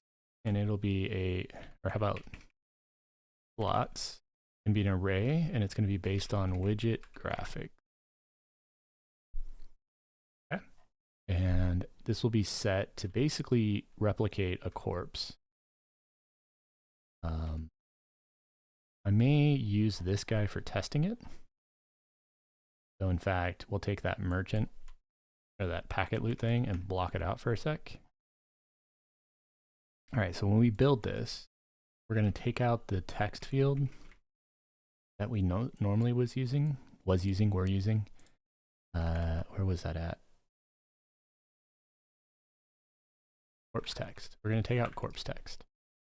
And any reference to corpse text is also going to get removed. In exchange for, there's going to be what? 8? And we're going to add graphics.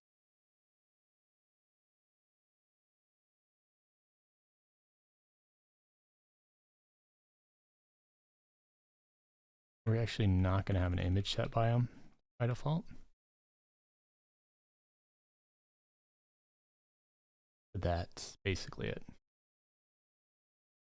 We probably will use small face because we're going to actually add text into the. Can I put text? I have to do what's called a stacked. In fact, plot entry is going to be a new struct, which is going to have the graphic, and it's going to have a label.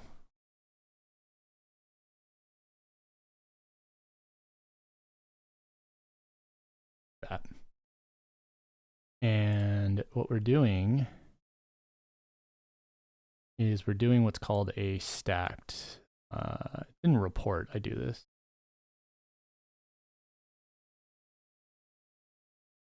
Yeah, but still, you're at 272. That's pretty up there. So whenever I do the progress bars, you see here, I'm adding a label, and then I'm doing what's called a stacked layout. So what's going to happen here?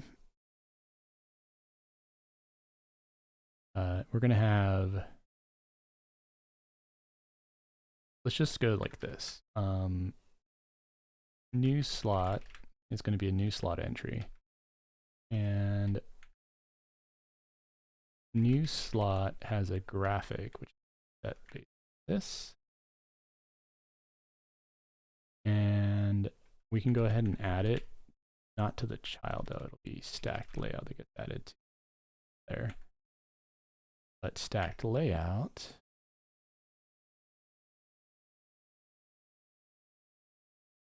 have a label.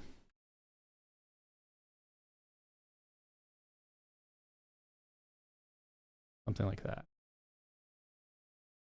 Text options.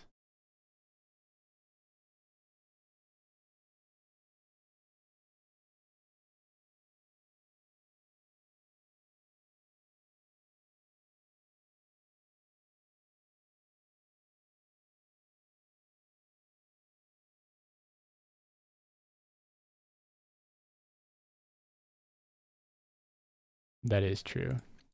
I'm just giving you crap. Just complaining mainly about how heavy silver chains are. All right, so we're adding the stacked layouts. We're adding the new elements. We got to put these into there, and then we also need to call slots.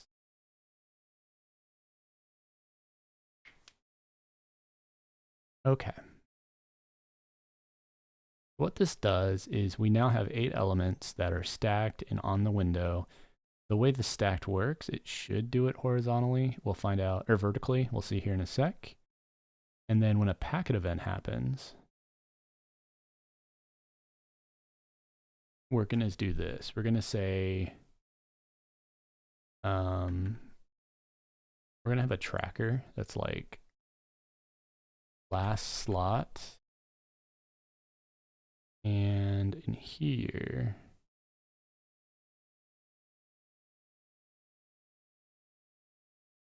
so what we're doing is saying slot equals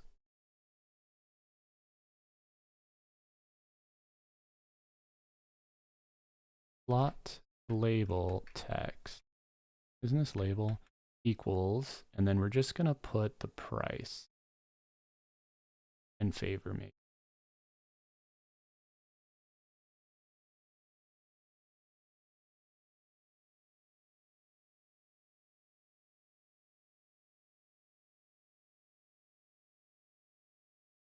Okay. And then we're also going to set the graphic to this. And we don't have to do any of this. Okay, so when this happens, we also want last slot to be in. Okay.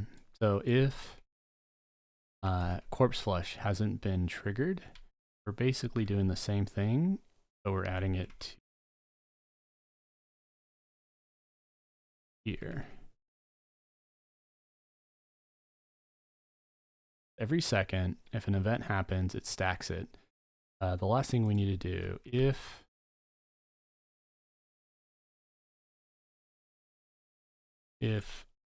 last slot is greater than the length, then ignore it. Okay, so item link response we can take out on this. Honestly, a lot of these we can just ignore for now. And I think we're done. We do have to instantiate corpse, same way we did info. Which is super easy. We just do that. Also on resize, I don't know if resize is done with the other window yet, so we're just gonna do those two. I think cast technically has on resize now. In fact, let's put that in there real quick. Cast on resize. Anyways, so you see this corpse bar now. There's 8 elements. They're not quite rendering right. But if I loot, boom. So we can see now the favor and the prices, first 8 items, which is exactly what I wanted. And if you wait a second before you do it again, it doesn't flush. We got to fix that, but that aside, we now need to fix the icons. The graphics aren't rendering still. To test that, let's go back to corpse. Let's add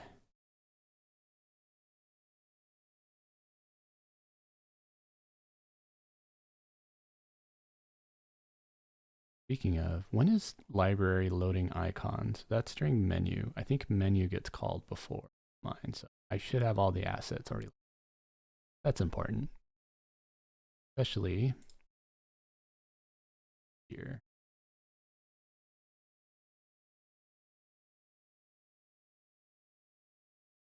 So this should just print out 1, 2, 3, 4, 5. You can see the padding's wrong. You have a graphic. Let's set an icon. Let's make them all coins.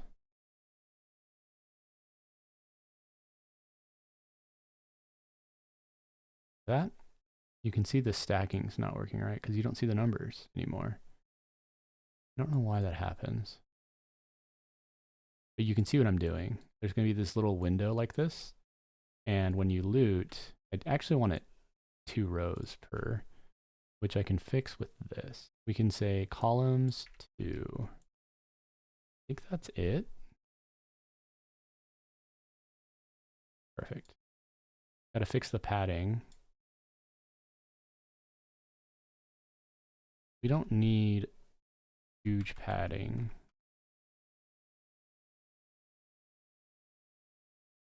And even the spacing, we need it to be like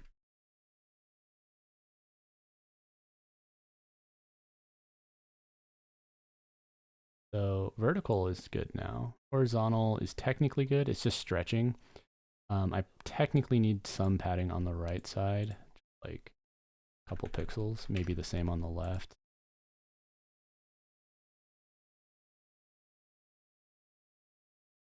And the reason we now have it stretching like that is because we can take that off too. Okay, so now obviously a little too packed, but we're getting closer. So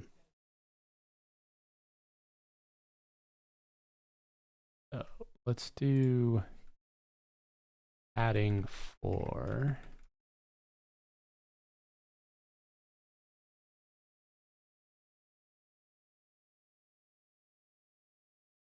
even with 4, that looks okay. Next, let's put a spacing vertical of 2 pixels.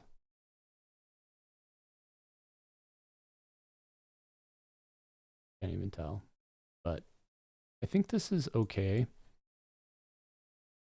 The next issue though is that the labels are not rendering on top.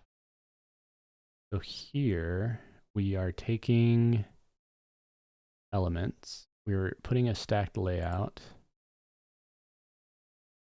and we're putting a label on top of the graphic, but it's in white. I wonder if the icon is infecting it. Like, what if we do a different icon?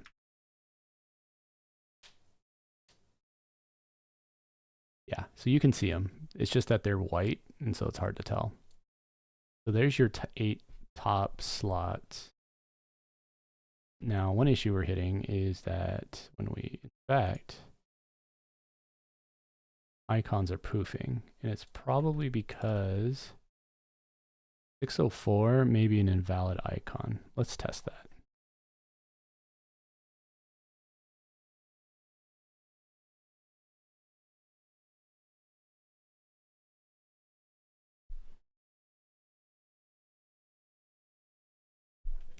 Yeah, see, 604 is an invalid icon.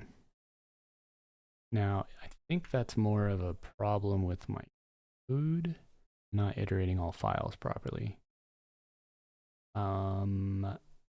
Let's go ahead and go back to Shinder's code. And, or even Spire, his project code. Because what he has is he has the assets extracted into individual item icons. And we can go find 604. Actually, it doesn't exist. Is it? 10,100.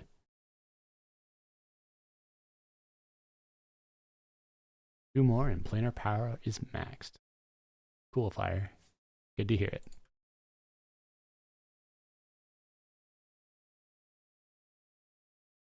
Speaking of, I need to ask my crew if they're actually going to do stuff today.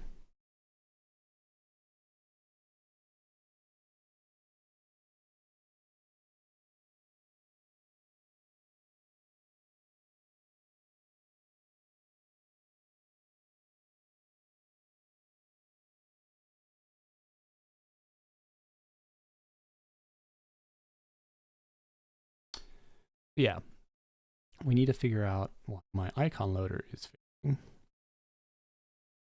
We can do the temporary dump during the library load.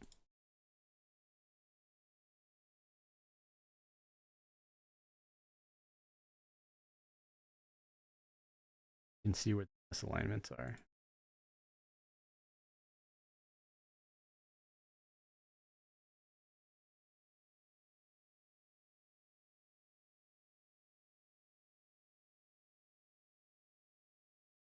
This is going to get super messy. We can rebuild that whole directory anyways.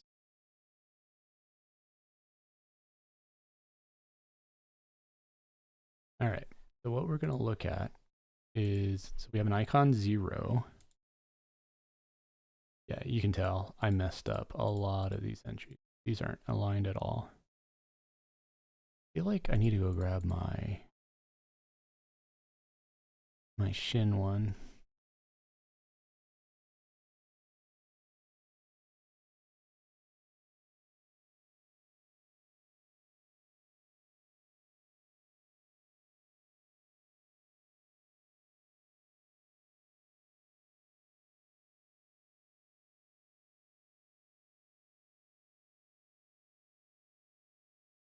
So base counter starts at 500. Let's go look at a cloth shirt on Thj. Pearl necklace has an item icon of 851. 851. This is probably the base counter 500 issue. Let's I'll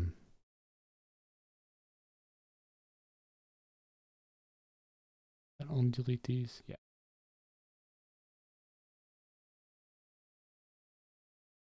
That's right. VS Code's bad about batch delete.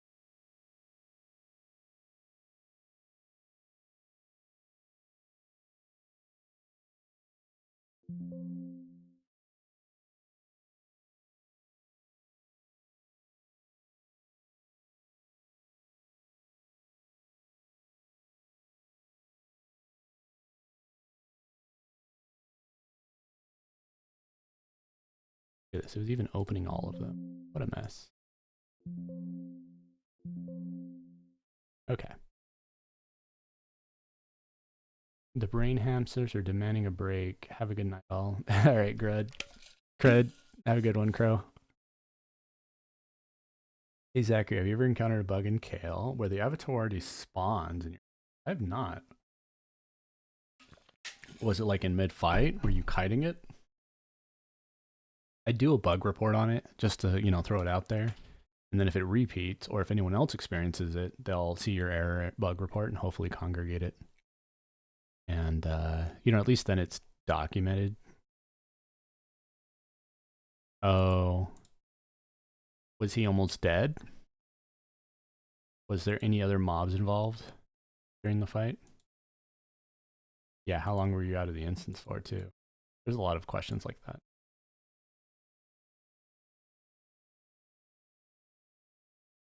All right, so we got this corpse spawner. We know, though, that the library icon probably problem.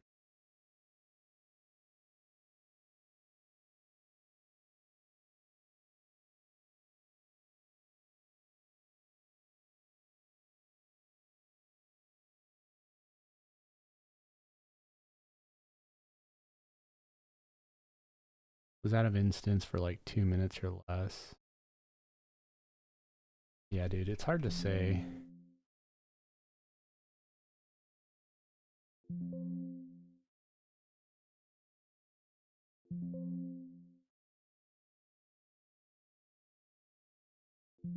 Trying to find my simple spell handler, zone base back NPC file patch. Dude, that's how long it's been since I wrote my original file patcher. Oh man, I haven't heard of Gigaplox in forever. But I posted this in 2009.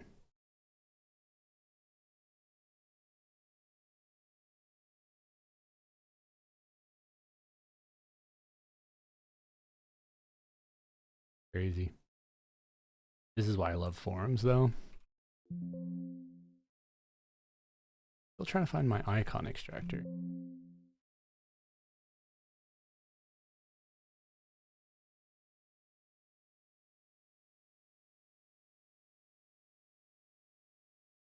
Give me, and then go to my post. Can I do that? Can I go to like one of my posts?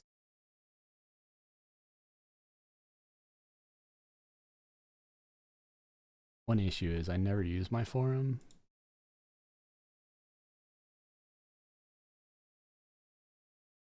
Here's posts. You have a section in here that tells you about me, statistics.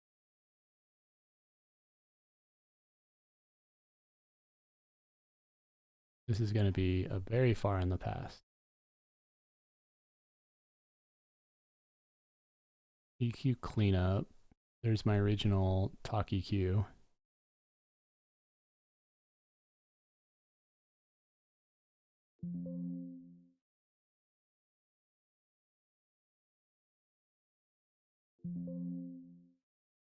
I mean, I could do the math for this, or I could even have ChatGPT help with it. But I remember I sat down and figured this out, and that always bothers you, right? When you have an old project. Sorry for the badoom, badoom, but I'm literally just trying to find, I guess I could just search the form for a keyword of item icon, and then see if I come in the list. Of course I don't, especially because there's 8.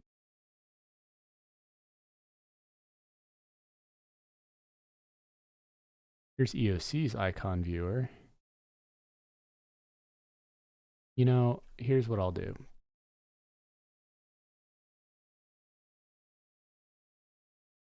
Restoring your server from a catastrophic failure. Yeah, power failures are not fun.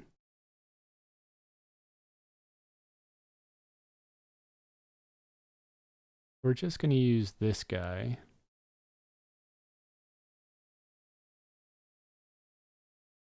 And we're going to find out that this item ID, I click this. Why am I, this literally just a viewer? So this is item 500. So we're going to start with 500. We have icon index, which increments, but we need this to be, oh, this needs to start with 500.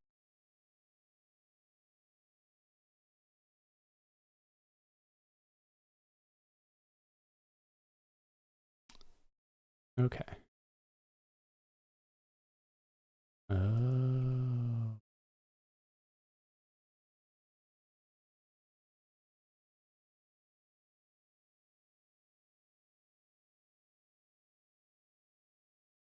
The total spell icon count, I think, needs to be set to 500.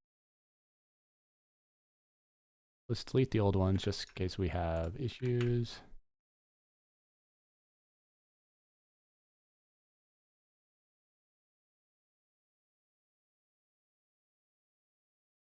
There's all sorts of issues. Like now it's saying icon 1 and it's just rewriting it on icon 1. The total spell icon count.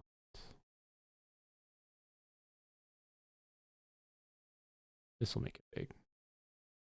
There we go. So 500 is indeed first item ID. And then 501 is supposed to be the caller, but we're already off, even at the second entry. So drag item has 501 after an X. What is this doing? So we iterate the size, we go downwards, negative, and then we increment here XY by size XY. XY is set to size of the icon with padding included. think the padding part needs to be 0 all for now. And I don't know if that's enough to break the second entry though, but we'll find out. The 500 to 501 is already broken, and the vast majority of these never render. We're just getting a bunch of empty images here. Annoying. So in other words, whatever reason, the converted code is breaking. So let's think about it. How does this code really load? We go all the way to the bottom. We hit the chain collar, and then we move up to the next row. So it's a really simple logic. Really just going to be for y equals 0, while y is less than the width or the height of it, increase it by cell size. Yeah. And then x will also do the same thing. Okay. So now we make the icon rectangle. We do all this fun stuff. We don't increment x and y unless we hit the bounds. So let's say if x is greater than or equal to the bounds, then start a new one.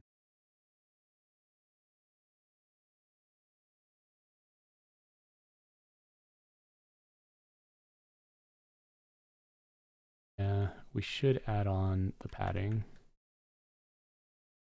But also, we don't need this anymore.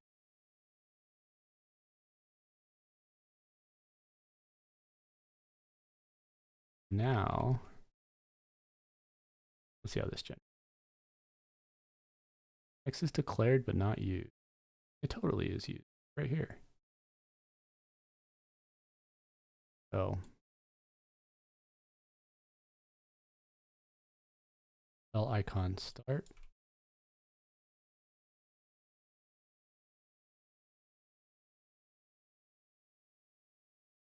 Okay, we're still off, but we're making difference. Kind of progress. This 501, all these values are failing already. So let's figure out why. So we start at 0, 0.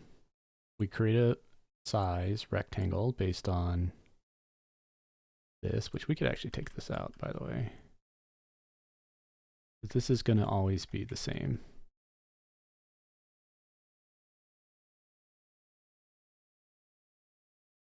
Why are you erroring? It is used. It's used right here. Oh. Yeah. Okay. So, create a cutting point, and we make a new RGBA based on it. Then we draw on this new icon with the rectangle size, and we create a sub image that's taking XY coordinate, and then we're adding on to it the side of an icon. Yeah. The issue though is that this is going to be going backwards. Why did I get 974? Anyways.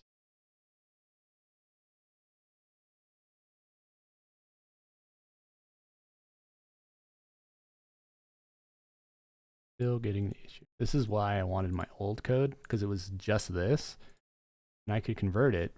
Since I can't fucking find it, I'm having to write it from scratch. Okay, so x is 0, y is 0. We draw the icon. Y increases based on the size of spell icon size. Then it captures a new image, and it puts these out into total spell icon files. So 501 should literally just be, 40 by 40, just like this. Then we move down on the selector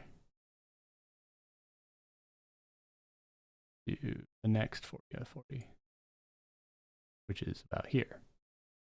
That's what's supposed to be happening.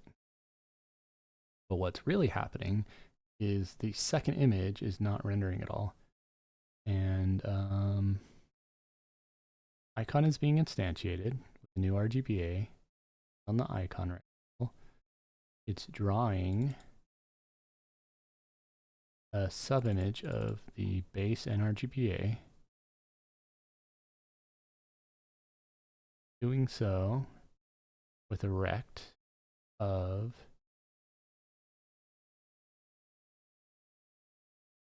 the coordinates using so, and it writes out the file, codes it.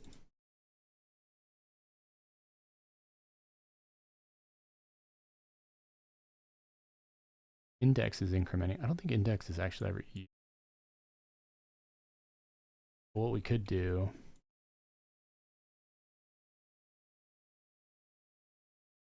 just to kind of help track which file it's writing to. So like 501 is the first element. Correct. 501 is 2, which is also correct, but it's empty still. So what am I bugging? This is not working. Okay, let's do this.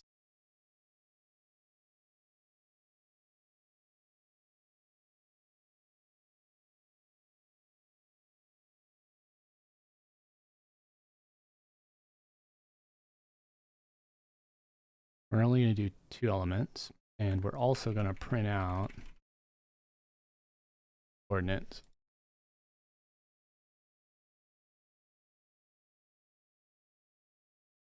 The icon 0 has x of 0 and y of 0 on the original picture.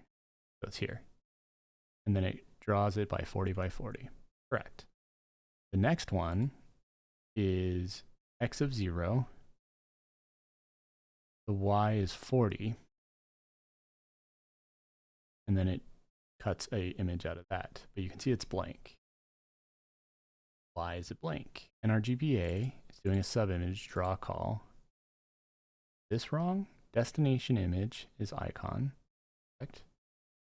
Rectangle is always fixed. It's always going to be 40 by 40. That's correct. The source image being sub-imaged by a rect that is taking values of 0, 0 and point value of 0.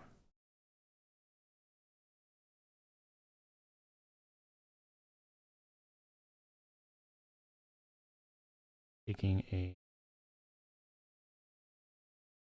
point is for location, it'll draw it, and then the operation is just source draw.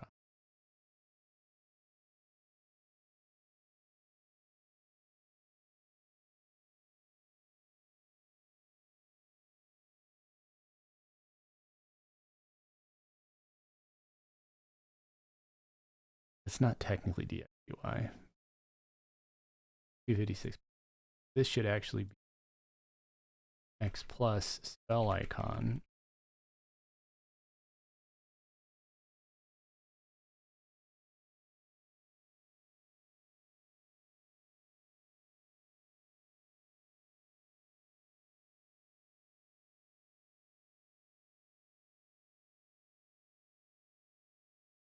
So you can see here, it's taking 0. I think it has to do with how recs work.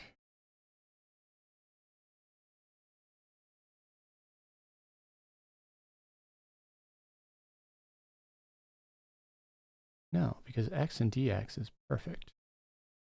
Why are you blank? You're literally just rendering this portion. Thanks for the follow, ODUR31. Yeah, thank you for the follow, ODUR. As you can see, I have a very chill stream, but I'm being pinged by overloaded and this chat because I haven't turned off this yet. But okay. Give me 1 second. I'm going to go look at his chat. I'll put on anonymous mode. See what I'm up to.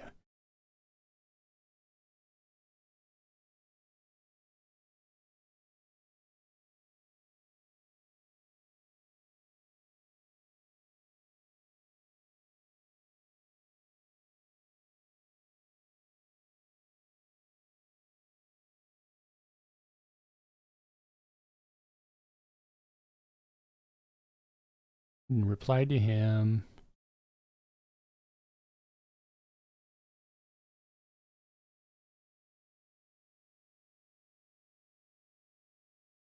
And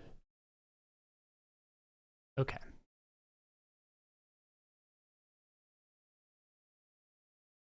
Let's go back to streaming. Okay, so why am I having issues with this? Let's see if Copilot can maybe help. Like, at least give an opinion. Spark. That's right.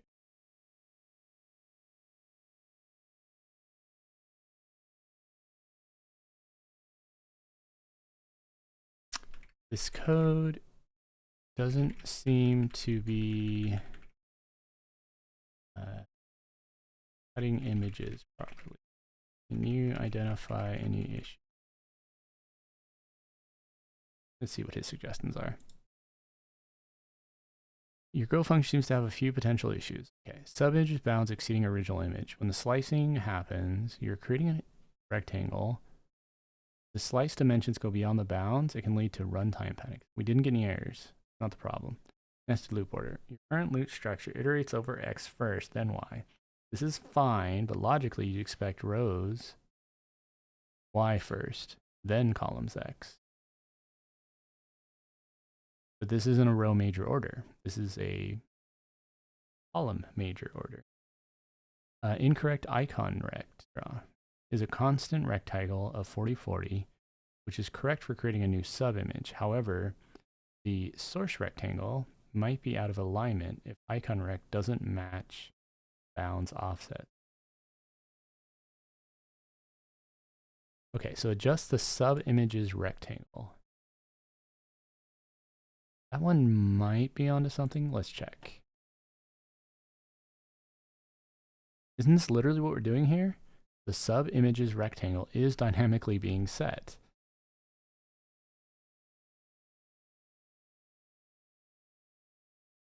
Do you not understand code? Because item rect is literally the baseline that is being drawn upon. It is the canvas.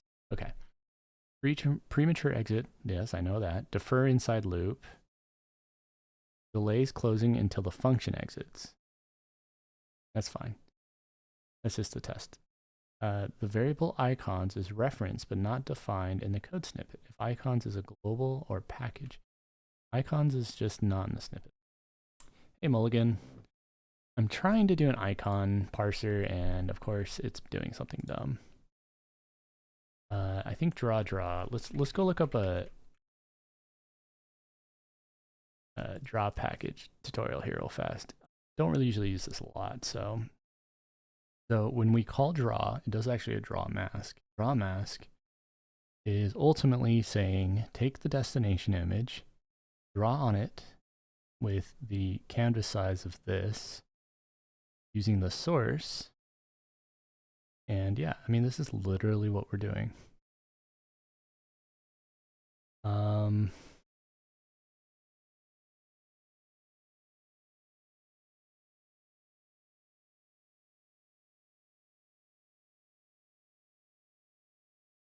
Let's call this like crop rect. And what we'll do is say crop rect X.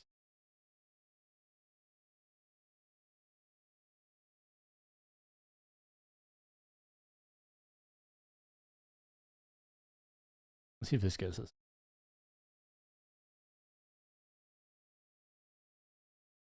Nope. So the first image is good. Second image draws nothing. And the third image draws nothing. Okay, so let's intentionally break this. We're just going to put 40, 40, 0, 0. This should just draw the same image over and over. Perfect. Okay, now let's set X to 40, or X to 0, Y to 40, and Y to 40 plus 40. This is manually doing what the iterator is supposed to do. Now it's empty. Okay, so something is wrong. Subimage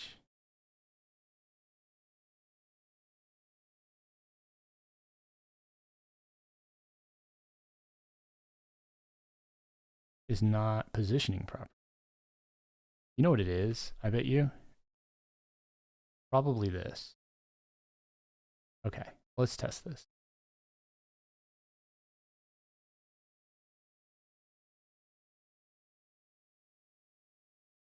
So we're going to take icon rect. We're going to pass that in the sub image call.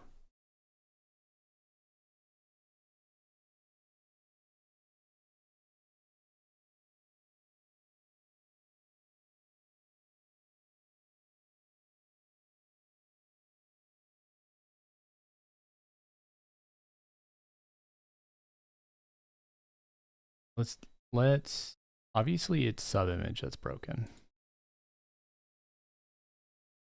We know this now confidently. For some reason, sub image is not behaving the way I'd expect it. Let's assume X is added by 20, let's say. So it's going to be off by 20 pixels.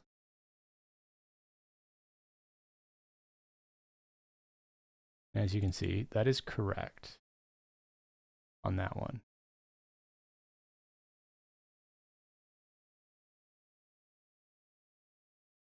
So what if I do this with Y equals 20 pixels? Do I get the second icon on the first image? No. See, it's cropping the Y down. But what if I also increase Y? Do I get half of the second one and half of the first?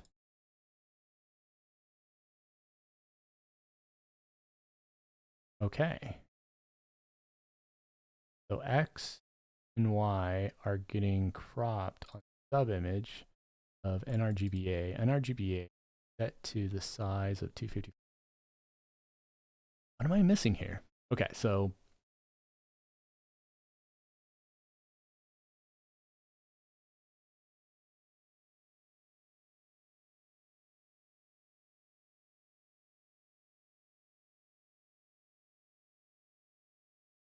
the expected behavior when we did this, what does point do?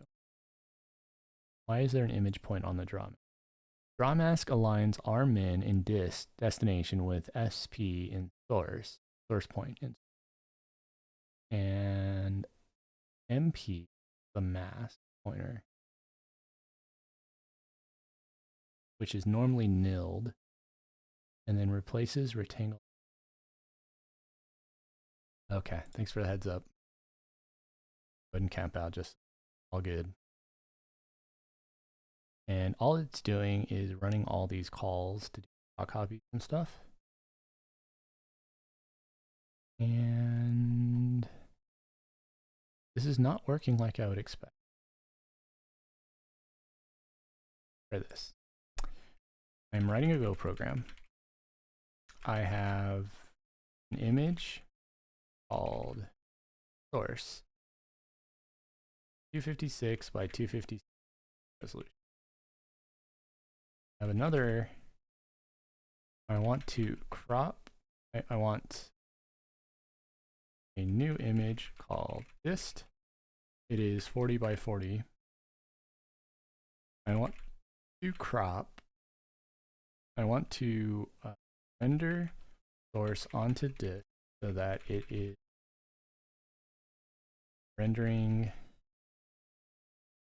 40 by 40 section offset by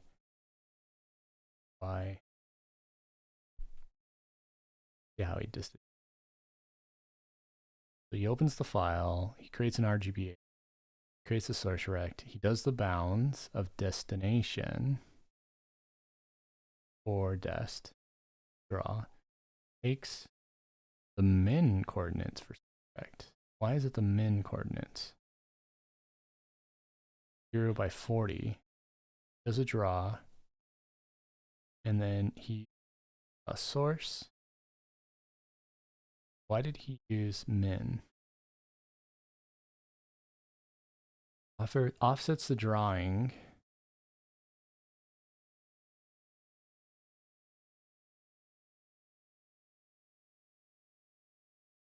Have you heard of Edwin Mote?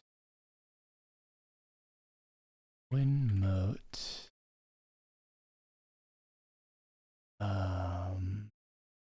Came up. He's part of the Epic. Yeah, Edwin Mote is one of the Enos Hills. Yeah. Mote's head. I have one in my bank. I might have the head. I'll check. I may have sold it.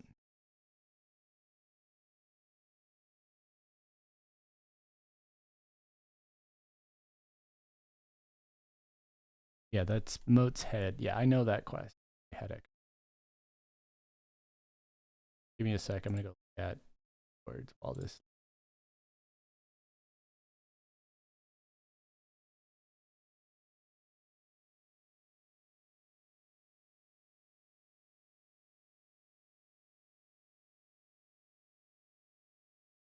I can absolutely do that. Give me a moment. Did you get a chance, by the way, to make my vials?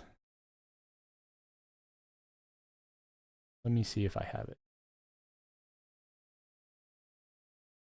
It'd be pretty obvious if I still do because it would be pretty obnoxiously big. Server is up, I believe, unless I came in too early. Nope, it's literally shutting down as I. Whoops. Okay. Well, while we're waiting on that, one thing he did is he's offsetting it by the min location. Let's test that real quick. Maybe we can replicate that. So what he's doing is he's making a rect like this.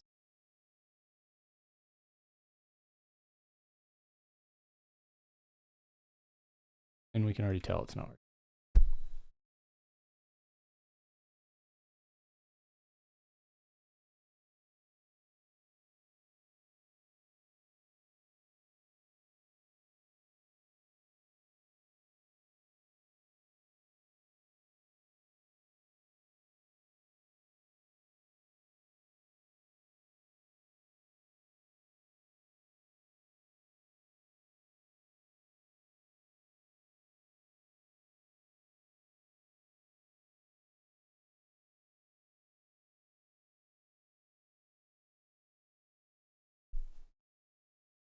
Holy, who can read that? Gosh, my eyes hurt just a split second. All right, where is the ball?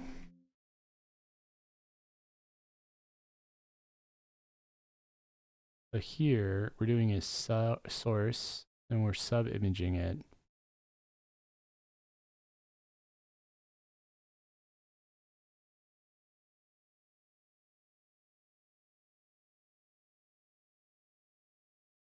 This is Shin. How goes it, bucket face?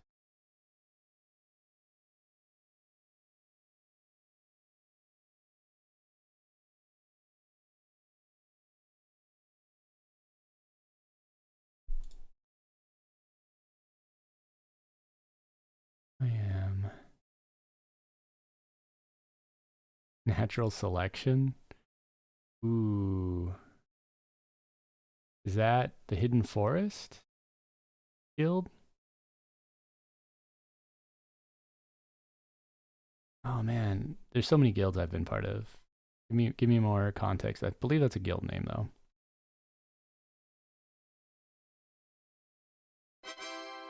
Hey. Thank you for the raid, Valarath. Apparently I closed. Got my little program Shindo. Go off. Boop. How many vials you need? Yes.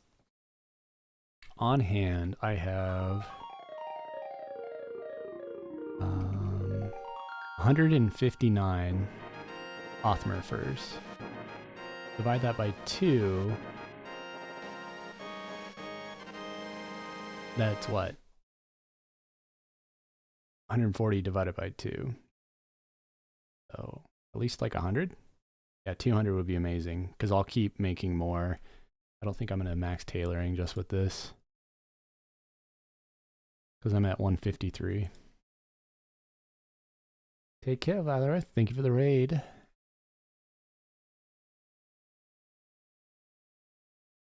I'm just working on code I wrote a long time ago and rewriting it, which is always fun. So, Mulligan, you're gonna shit. Do you remember Fear Mafuka? Give me more context. What guild? You said natural selection. What server? Is it THF? Is it some others?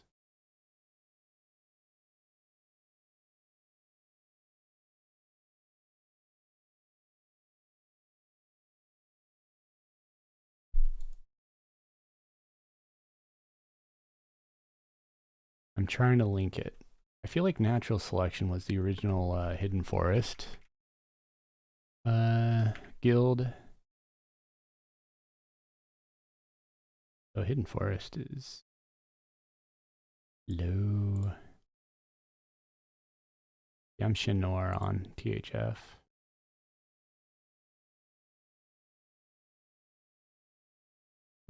If I go to my posts, we go to like the OG posts. I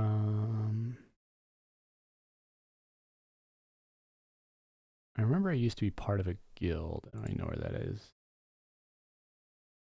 I thought it was Evolution. Yeah, I'm in Evolution and of Honor.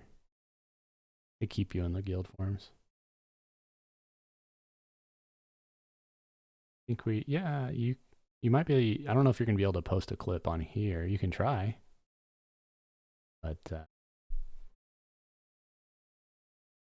okay, let's take a look at this. Let's play EverQuest Legends of Norath. Yep.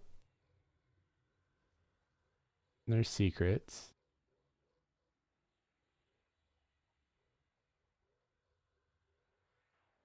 If secrets was a GM,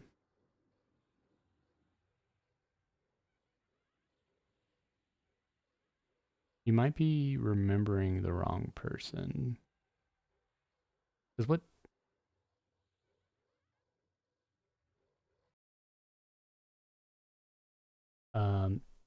Taco Cat seems familiar. But like a lot of this, you might have the wrong person, potentially. I've been on a lot of different guilds, but Legacy of Norath. Because like I have memories with Blood and Rank. I have memories with the Hidden Forest. I didn't do much with like Chain Breakers, or I just bumped you on our Discord. You're all good. Let's take a look. You're probably way down here in this. There we are.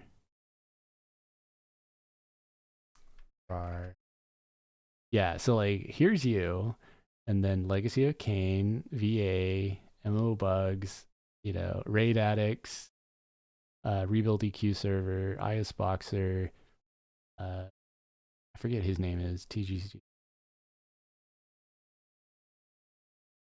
I usually put my face on flat, but I'm just being anti. Let's even see if I have any postings in here. Man, there hasn't been a message in here for like literal years for some of these gaps. Like there's a 2-year gap there. Yeah, I've never even posted on natural selection. So my activity was probably not too high on here. I must have joined, did a couple raids. Interesting though that you like remember me so well. Because I don't even remember what guild or what server this was on.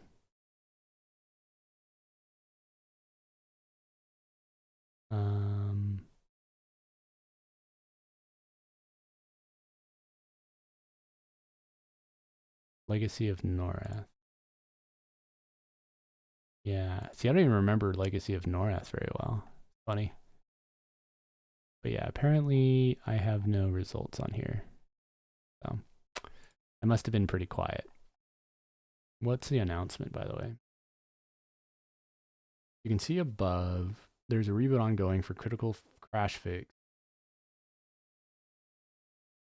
Class reset. Okay.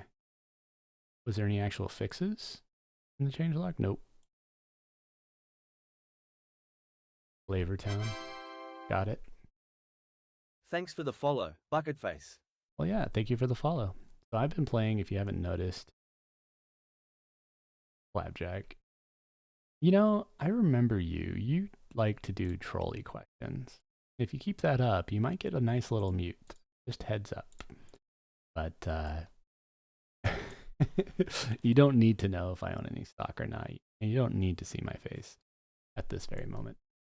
But memory leak fixes. Right on, Pips. Thank you. Okay, let's go ahead and hit up and continue on my little project. Why the heck does my draw mask not work?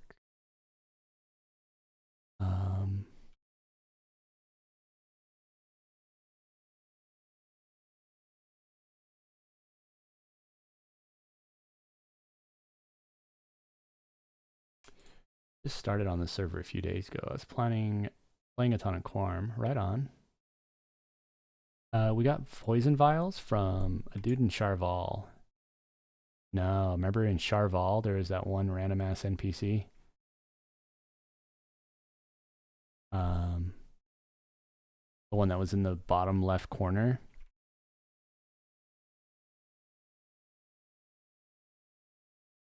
Well, welcome to the server, Bucketface. Hope you have fun. Yeah. It is from... Wasn't it Charval? Yeah, it's Mugda in Charval that we ended up deciding was the best team over here on the west side. So it looks like, Mulligan, I have no buddies or sleepers. Have you done your dailies yet? Because we can go hit it up. Right on. How many A's you up to?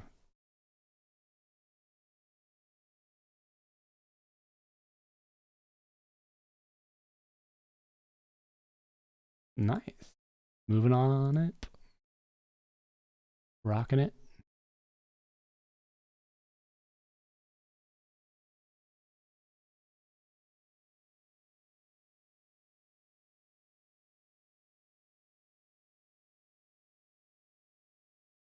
I wonder if copy is going to do it better.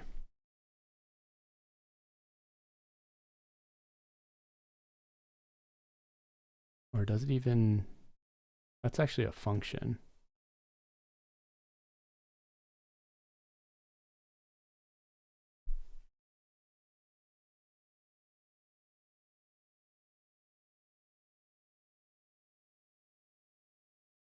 Doing a scale. This is doing an alpha. This is doing a copy call. Why is this showing this as an example for... A little weird. I don't even see draw in here.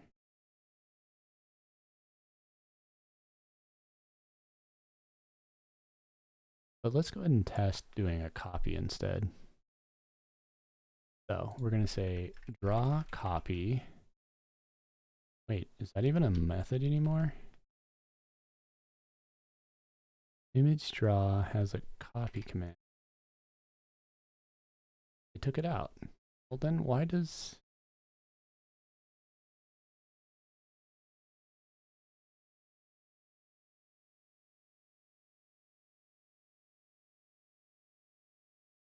Got the GitHub, use GoDraw. Yeah, see there is no copy anymore. That's just old documentation. So draw calls draw mask. Here, example, right? This is using Floyd thing. We have IAM bounds. That why? Is it the bounds problem?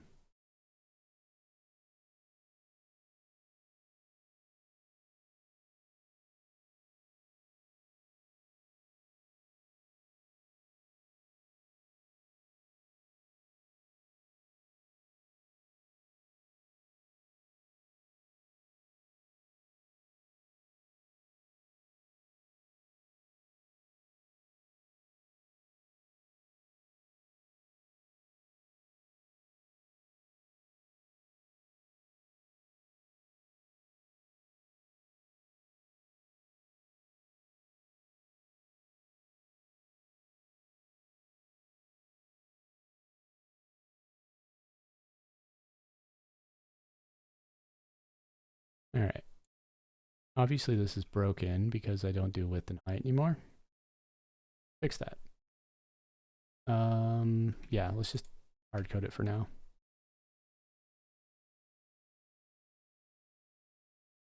Still no dice.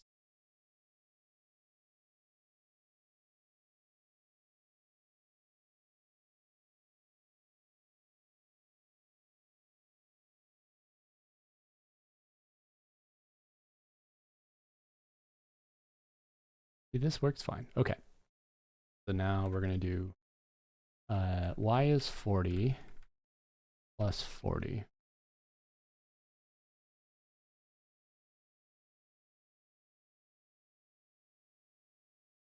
Still fucking doesn't work. Okay, I don't get getting frustrating. It's probably something super obvious I'm missing. But let me look for your head. Where is Sir Edwin Mote's head?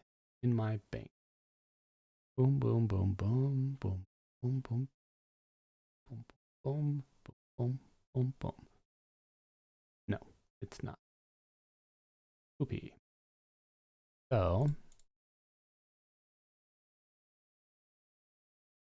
unfortunately, I don't have your head, Alex. Alex, why did I say Alex? I do remember, though, that Alex axe, which is burnt, which is real named Adam, someone gave me Pack to the Wolf. Nice.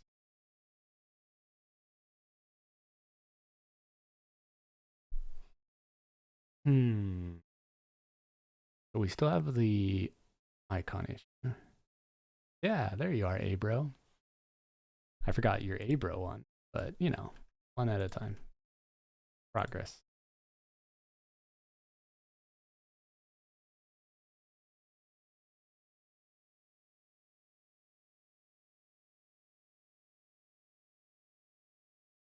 All right. Oh, we did get a new announcement. We're back up.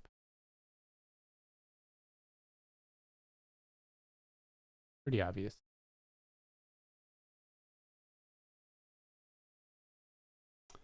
So let's go ahead. Did you finish your dailies, Mulligan?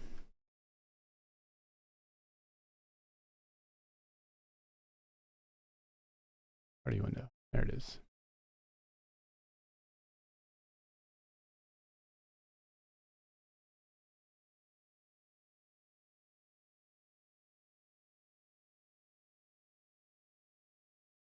Yeah, if you want to. Yeah, you want to go do it again with Ralph?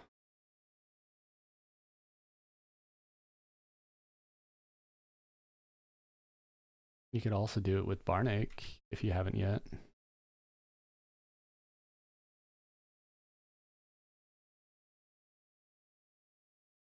Pretty confident I can solo it all, but I frankly don't like soloing it. I'd rather just hang out. I could probably do a pug as well.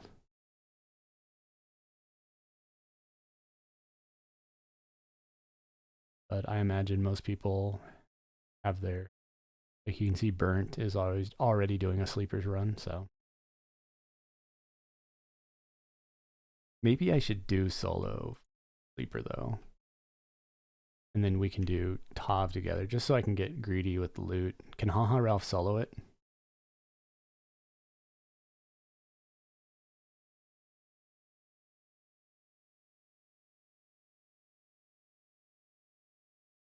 Solo sleepers too, I mean. Yeah, probably. Speaking of, I don't need my Cobalt BP. Because now I can click and get 3.6 and 0.8, you know, huge upgrade.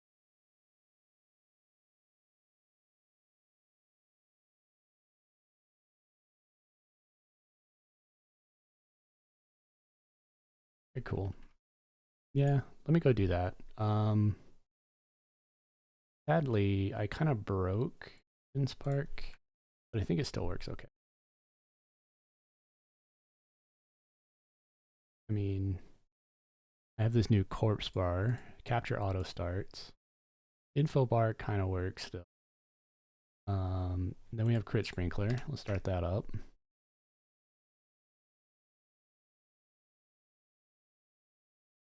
This window's a bit annoying. Yeah, so crit sprinkler's fine.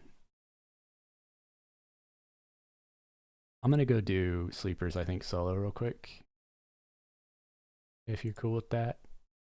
And then if you want to do Tav together, we could.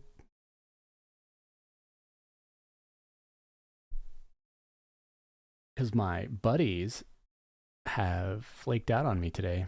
Wait, why am I going to Tav? I meant to go to sleepers.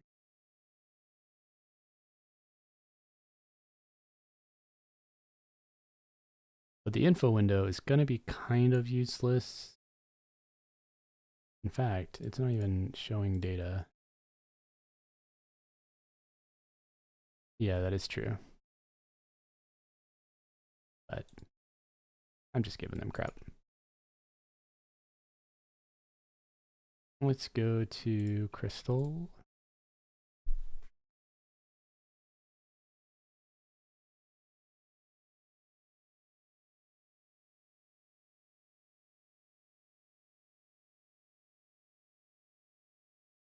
Does anyone know where the evac location is in what, East Wastes?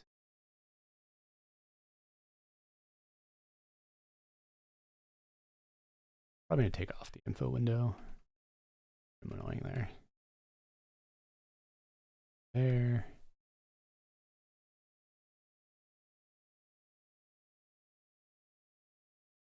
How much is it, Varnick? You correct?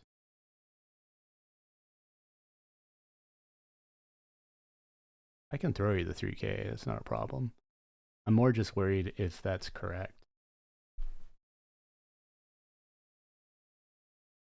Near Druid Circle.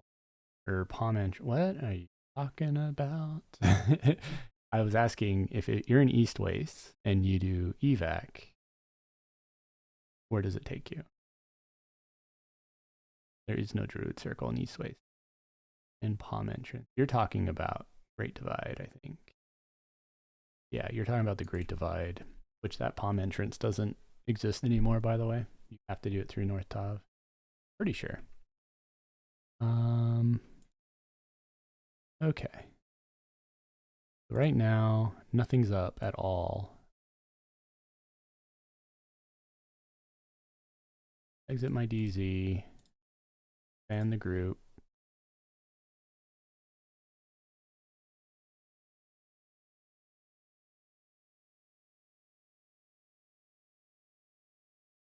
Give me a price breakdown and I'll give you whatever you spent. I'm happy to. All right. So let's get some clicks on.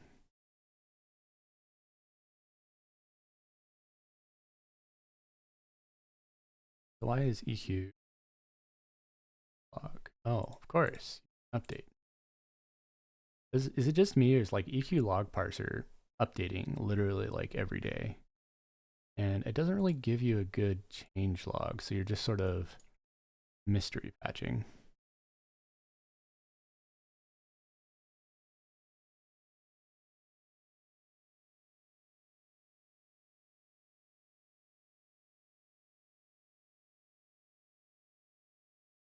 Like, what happened? Release notes.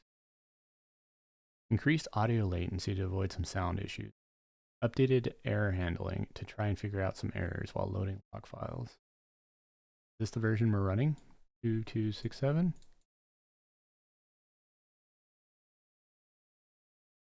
When you hit about, yes, that is 226. Okay, so he does commit log. Okay. Usually you get a pop-up about that, but you know, that's fine. We got it. We're good. But yeah, dude, just give me the full price and I'll send you that and even some extra. I know you're always hurting on money. All your alcoholicness. All right, let's see how DPS looks. So on EQ log parser, I'm doing about 3.6k DPS right now. And on my parser, I'm doing about 3.4. They're pretty close. Mine, however, still has some bugs with the melee. If I just turn on auto attack, this is reporting about 1.1k, and mine is still stuck on the old fight. See, it's just not picking it at all. So that still needs to be. This thing still has this really annoying issue. Spell bar, progress bar doesn't come up. You see that? Then when I move it, it fixes it. Stupid. I don't get it. Like there, it's broke. Okay, we're good now. Yay! All right. Now let's see Torment of Shadows, Ancient Light Bane, Scourge.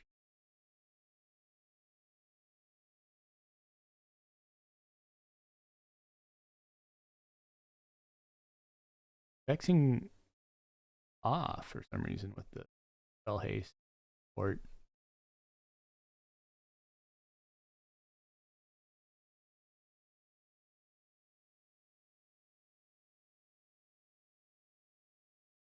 But yeah, I'm only doing about 1.4k DPS. And even my report on recount is saying about 800.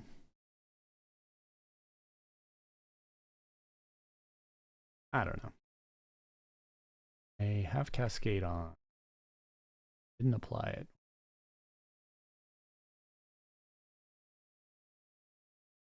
Hey, Broken.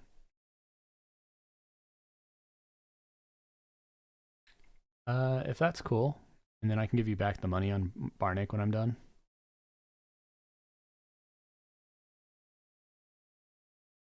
In fact, once I evac to EC, I'll pick them up and I'll send you the money.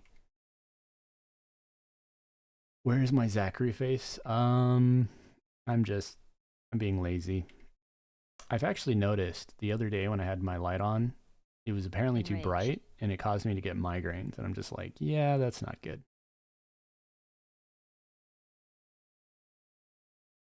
Anywho, we got junk. We didn't even get the drape. I'm gonna probably do this the lazy way. I really don't want to clear everything in between. So I'll probably just flop.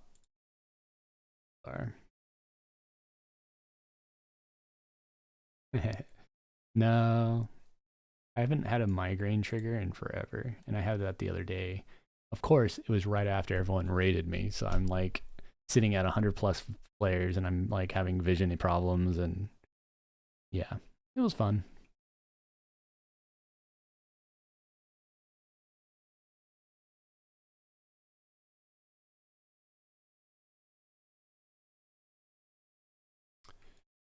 Yeah. You like my Tizmac look? Do I look like a warrior necro with leather on? Necro wizard warrior wearing leather.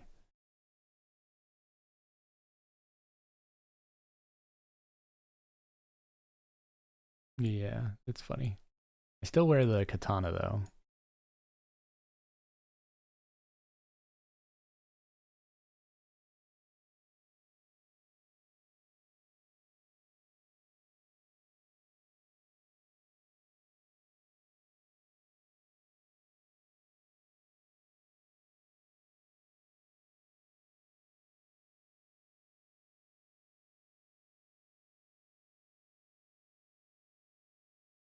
Yep. You know, I was working on a build guide for like Necro at least, and I could do one for Wizard as well. I was hoping to make it where the wiki people could, you know, contribute whatever they wanted, um, and you know, add their own guides, just to kind of help formalize it because it's such a mess to go through the class theorizing. So, anyways, all I'm gonna do is fade everything. Come back. It's easier than clearing everything. And all right, so I gotta send you money. Thank you very much. So Barnick, you need money. I'll just round it up to 4,000. You send. Doesn't it pop up a little thingy? Where's the thingy it pops up? Is it behind here? That's why. I should actually make these a little transparent for that. Barnick got 4K plat income.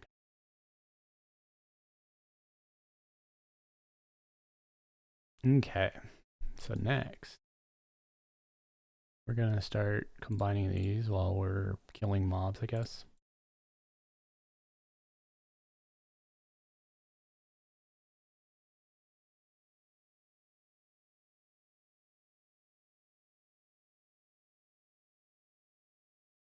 So we got 50 seconds. And then we can go kill warders and Caraferm.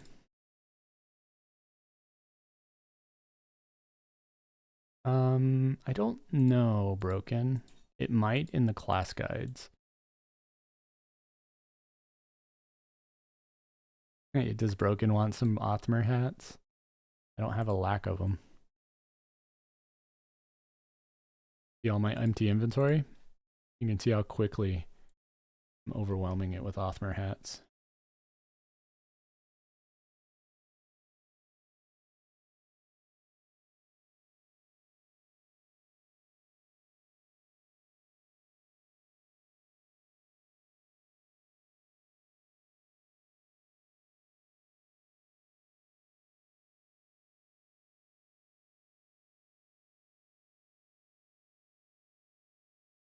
All right, we're going back.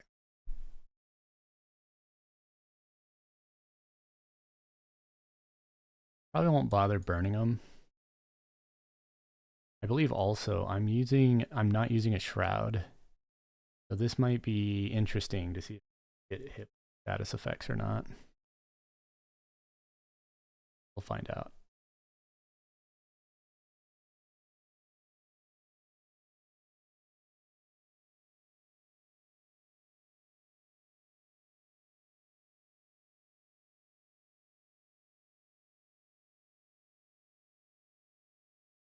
Yeah, see, I feel like my DPS went down significantly. Maybe it's because I'm not burning, but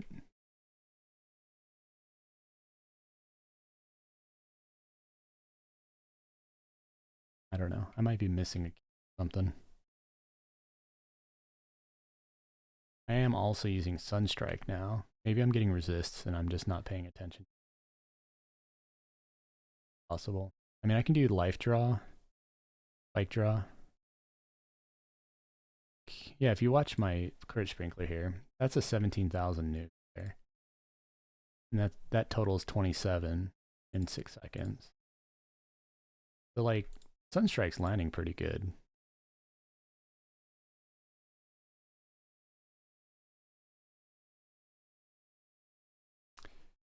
Because your ADHD brain is cracking.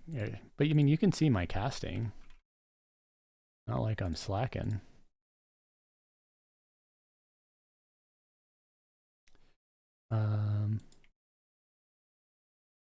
So do you have any clue whether or not the Mage Epic uses weapons out of the pet bag? What do you mean by the Mage Epic? Are you talking about the Mage Epic pet? Yes.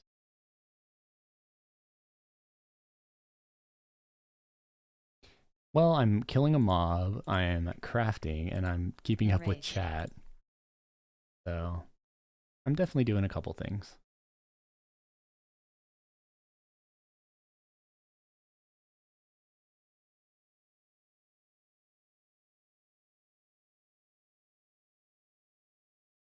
Come on, you can die now. Do we care about any of this? Probably not. Tinkering, whatever. You need to die. I'll just die you and kite. Come with me. Oh, you summon. I don't like you as much anymore. Die now. Let's do a Death Bloom as well. Get my mana up. Guess I'll use Imperators too for the regen.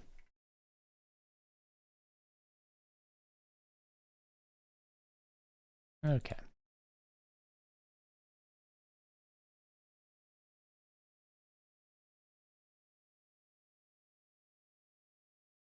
I almost traded him something because I had to click him once. Alright, let's put on a Leech. Armament of Shadows is probably on cooldown. Put Amulet Skullcap on.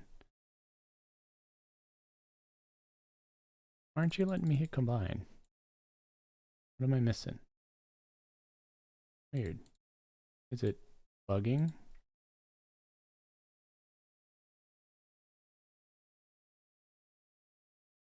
There it goes. Apparently EQ doesn't like it when you auto combine while casting insta-cast spells and shit. So you can see some shit's landing on me, like Mala.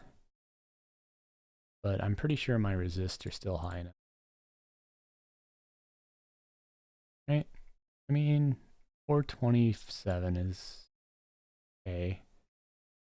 I don't know if I have resist cold on or not. Probably not.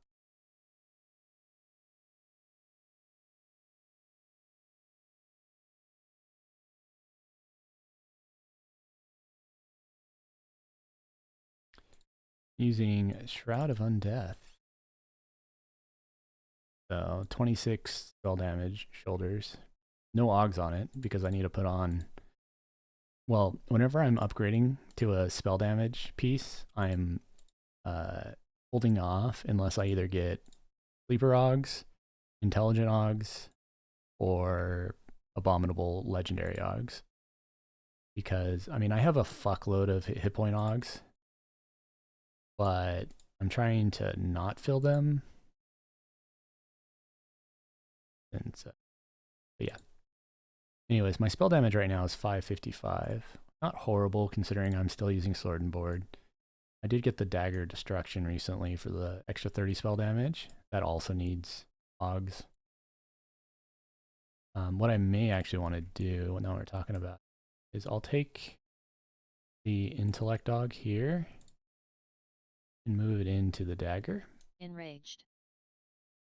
Because Charm is not usable by a number of Augs. So when I get my next earring, hopefully it drops today, I can, you know, toss it on there, and I need to go do Nadox farming, basically. We're out of Othmer furs. So that right there only got me to 175 with 100 and something Othmers. So yeah, it's expensive to do it this way, but it's so much easier than farming all the freaking pelts.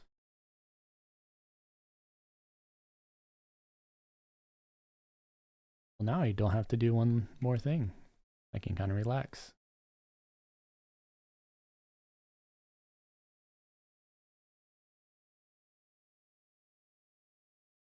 But yeah, it's weird. Like my DPS is a bit feels low. I'm only averaging like 2k DPS, and I feel like it should be closer to 4 or 5. I am not burning at all though, I guess. But still, I don't know. It feels low. Maybe it's because I need my pet out. Granted, my pet always fucking dies every time I engage Care Firm.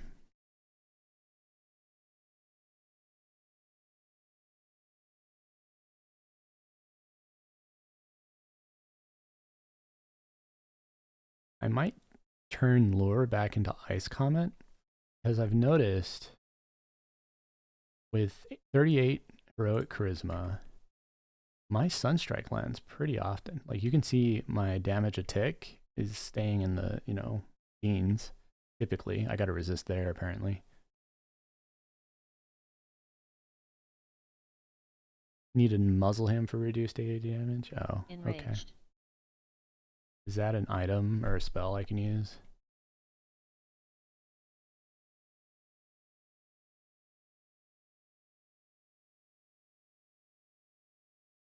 Also, I have nothing leveling. Is that right? I think I did level all my shit. I literally have nothing to level up. I'm going to level up an Othmer cap just because. Oh, I can't. Rude.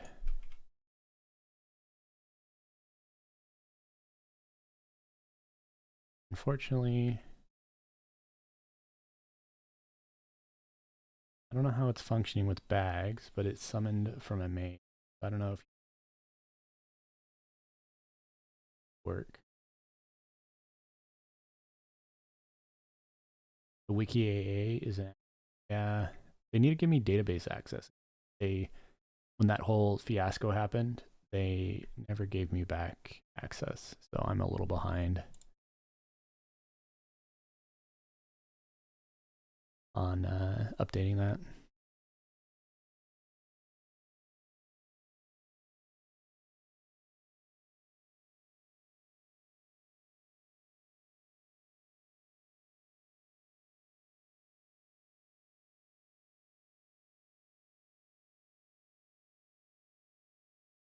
But I mean, honestly, at least for melee builds, the 2.1 DPS and 2.3 DPS, my new parser is doing a pretty good job. And I do like the chunks in Crit Sprinkler because it kind of helps you at a glance have an idea of how your damage is doing. I am planning, though, to take all these new improvements I've been writing for Shinspark and moving them back into Crit Sprinkler so that you can have overlay boxes and stuff and position things easier. And I really want to make a total damage calculator as well, because that would really help with, like a TLDR. Because like right now, there's these, which are my melee crits. There's this, which is my spell crits. This is my normal spell damage, and that's my normal melee hits right there. I'd like all of those to be combined into just one simple number that I can just kind of keep an eye on and essentially gauge myself every 6 seconds on how well my DPS is doing. Because I like it when it's just slow moving like this, and you're going to be like, okay, on that round with crits and everything, I did about 12k, this time 13. You know what I mean? I like that. It's a pulse indicator of like how well your damage is doing. Like that round I did pretty bad. I did about half the damage. This one I'm actually above and beyond a little bit. By about 2k. Anyways. Yep.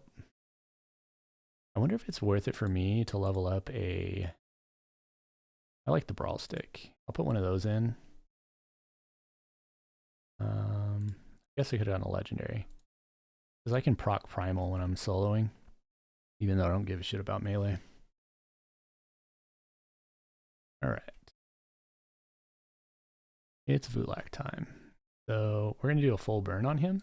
See if we can get him before the Drake kills us. So we're going to go Blade Guardian, Improved, Prolonged, and just start lacing in some debuffs. I'll like beat the shit out of them. We'll use Imperators, Defensive. Throw in some draws. Just popped off. Go back to striking. Right now I'm doing about 4k DPS, it looks like. Okay. I don't have Dragonbane up. Maybe I should lace in Lifebane, though. I don't know if that lands very well, though. Oh, it does. Good. So let me do Lifebane. Also twist in Leech. Now we're getting closer to 5k. I got 6 more casts with Prolonged Destruction. And go ahead and use Focus as well. That'll help these nukes land. Oh, the recast on that is reapply Cascade, put back on Life Bane. Now we're down to 1. Okay, so we can go ahead and go back to Frenzied. Toss my Epic on. Getting some rounds on there. Looks like Nizgata was the ad. Do Tenacity. I'm going to do a trick. Check this out. So I'm going to put a ward down. Get him to stand on it. I'm just going to flop shoot. And now I don't have to tank the ad.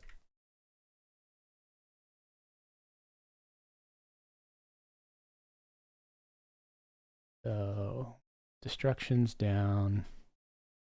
Having some mana issues. Let's actually put on Funeral Pyre. I used Rage. Hopefully I'm not going to have an issue with healing. Shouldn't, but I do have lower health now. Maybe I'll have to actually do some spike draw spamming. Mana is also a little bit of an issue.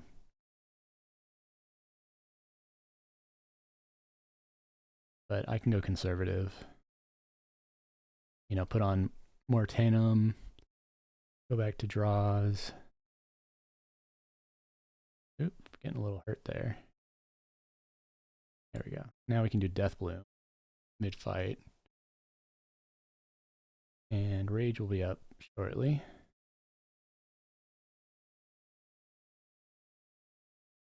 Put on Leech again.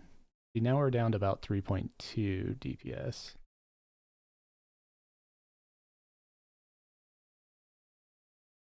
Can't quite keep up the DPS for some reason. Mana's going up. We got Rage. Let's go ahead and turn that on. Funny, because Rage is actually averaging my DPS to about the same. Like, you know, the 15k a tick. Still having a little bit of mana heal problem. Probably because I still have Death Bloom on. Yep, let's turn off Death Bloom before it kills me. That extra 1,000 a tick hurts, you know?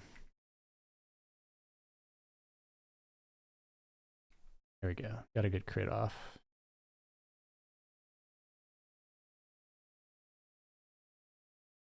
He's hitting hard though. Is my defensive down? Yeah. Let's use a Furious real quick. Just so I can be a little comfortable while I face shit.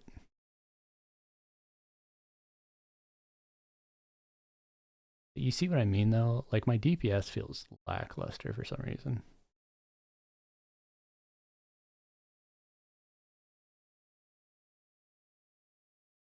Also, he's doing rounds that are pretty damn painful.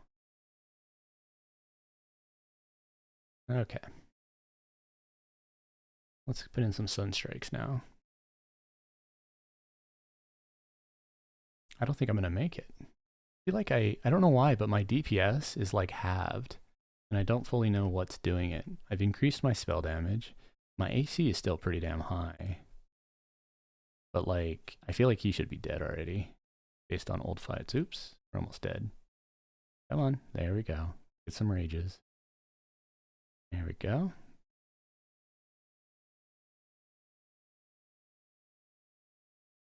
Well, it's more like when I soloed him last, I'm pretty sure I averaged closer to 4k.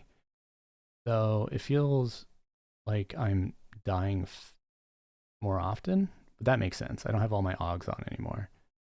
But also like, yeah, like look, I'm literally struggling to stay alive. Come on, let me life bane. There we go.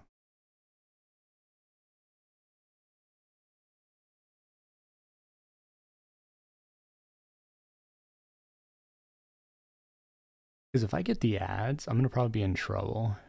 I don't quite have the tank power, especially with everything down. And we've been hitting a lot of earthquakes, so I feel like we're almost going to get it here.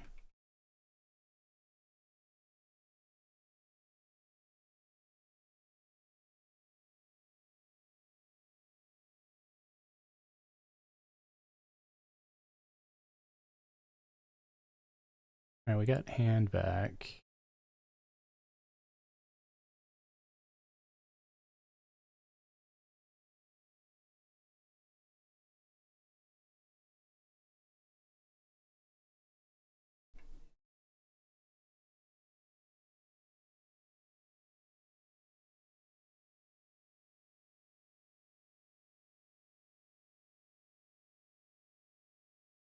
I mean, we're whittling away. They haven't spawned yet, so I guess I'm okay on the time. But I mean, we're up to 400 seconds.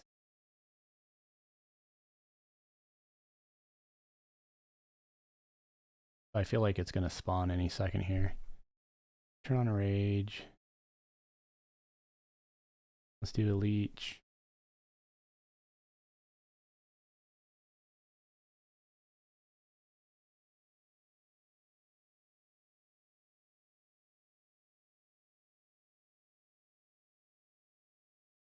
So he does an emote Malik. That's good to know. I should probably add that to a trigger. That when he does it, I'll know to. I got Imperators again. There's the ads. Enraged. Alright, so I have options. What are my options? I'll use Warlords. Good AE. How hard are these ads? They're pretty tough. I don't have Rage on. Let's do a kite. Can I kite it? Can I kite it? I'm looking good. I failed. Just burn? Oh, you mean with which button? Cascaded Decay? That's a good burn. Army of the Dead? Great when there's no bodies. I was fully burning. I can't quite kill him anymore. Just burn. What an answer. Yes, harm touch. You know, that thing that Warrior Necro Wiz gets. Totally. Let's harm touch him. Yeah, it's true. My body will be there next time. Anyways, it's interesting. Like, why did I have struggles on that one? Because I've killed him solo at least twice. But like, apparently, like I said, my DPS used to stay at like 4 to 5k no problem. I must have changed something and it fucked up my DPS. His loadout is probably really strong. It's possible.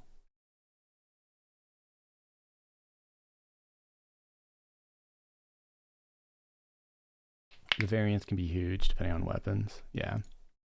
It's still frustrating.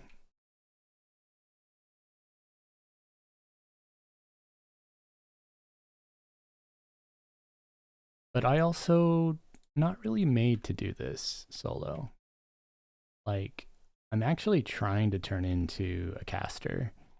And the tank part, I think losing all my hit points in AC is impacting me pretty bad as well. But my spell damage definitely doesn't seem like it's giving me the difference, because I can't sustain like 4k DPS anymore with you know, with my general burn. Because obviously if he was dead, if I did 10% more damage, I wouldn't have had that issue. You want to join my DZ and help me on him? I can't join your DZ because I'm in a DZ. Like, you can't just jump DZs.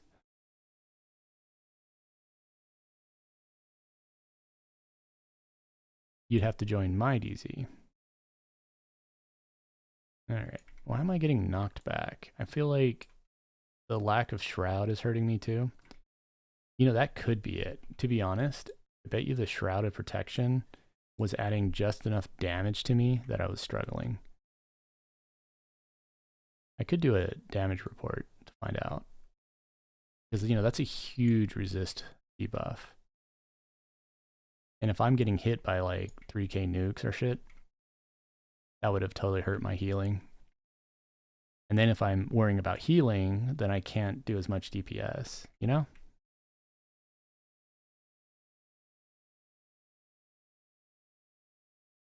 Alright. Please AE you guys. Or are you just going to interrupt me over and over?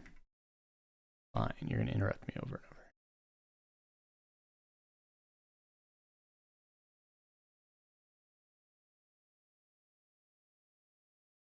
There we go.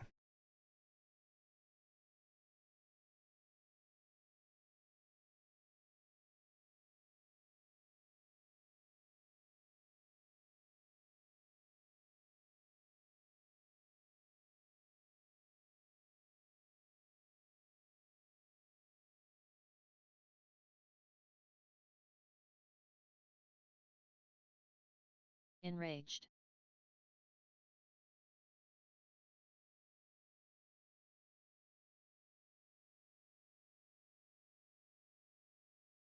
Why is like half these mobs not taking any damage? Because they got faded? And where are you at, Barnick? Are you by me? Oh, I guess you're engaging other mobs. Where are you? Well, I can't run to you because these summon me.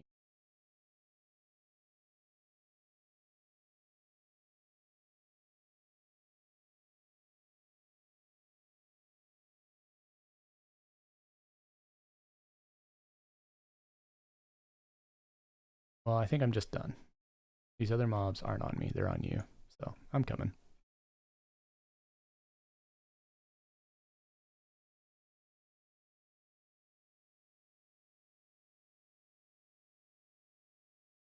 Well, SK Monk Cleric Solo Sleeper without ever casting a heal or tap, but takes like 800 seconds. How is an SK Monk Cleric able to kill Sleeper without a single heal?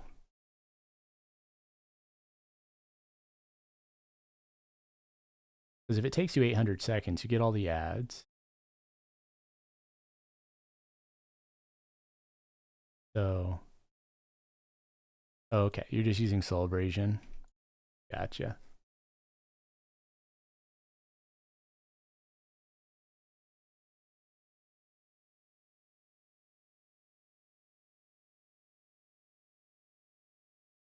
But isn't using Divine Avatar and any of your passive AAs considered healing? I guess in your mind, healing implies casting a spell. But to me, healing is any origin. Like Leech Curse would be considered healing, or Arm Touch would be considered, casting a spell and doing damage. Or, speaking of, something I always forget to put on, though I guess I have it, is Vampiric Embrace. Gotcha. So you just snooze fast through it. Enraged. Enraged.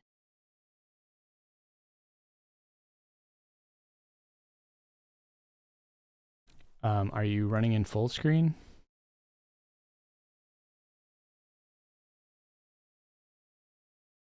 Because in full screen it doesn't work. You have to use be in windowed mode or full screen borderless, but not normal EQ full screen. No overlays work with full screen. Okay. Which overlay are you talking about? Mine? You can hit the test buttons and see if it actually puts the numbers up with the test button.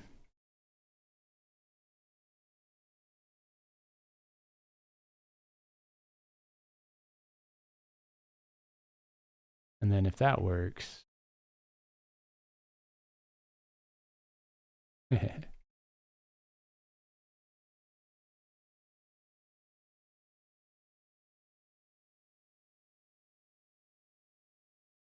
hopefully the fucker's still up. He is, but I'd even kill Master of the Guard or whatever.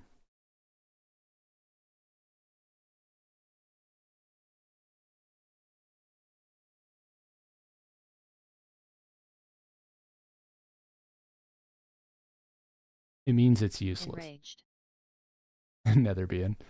So whenever you see an item or spell buff that has that, what that was is Aporia saying, oh, I'm going to buff casters by giving everybody increasing their effective caster level. Thinking, oh, that's going to make it so like spells land more often and other good shit. The reality is, though, in the source, all that does is it increases your casting effective level when using fizzle checks. So when you get Mastery of the Past, you eliminate the need for effective caster level because it makes it impossible to fizzle. Enraged. So in other words, it does nothing once you have mastery of the past. And even when it did work, yeah, so you can ignore effective caster level, at least until they do a change on it.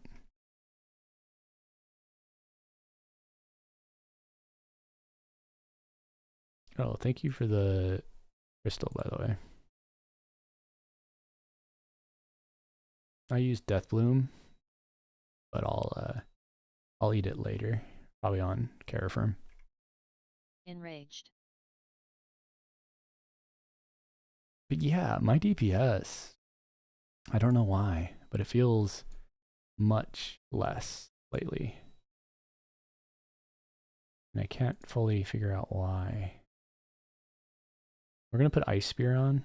I want to see if I can land it with my my Heroic Charisma coming up. Guess I should click my bauble. Alright. Let's heal. And debuff. See if we can get some big nukes off.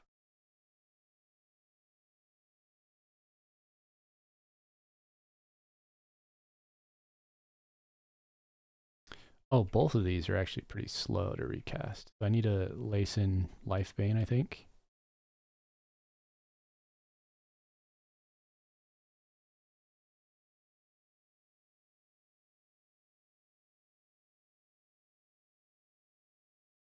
Yeah, Solstice. Icy Solstice. Kind of slow, actually. Which is fine if it hits hard. Because even on this fight, I've increased my DPS a little bit. So I think just using big nukes with improved improved damage is potentially increasing me significantly. Especially if I add in life banes.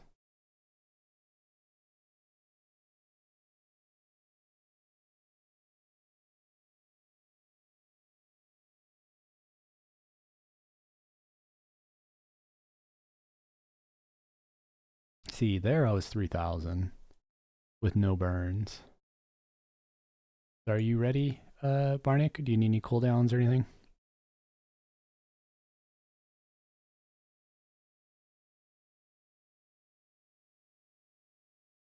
Okay.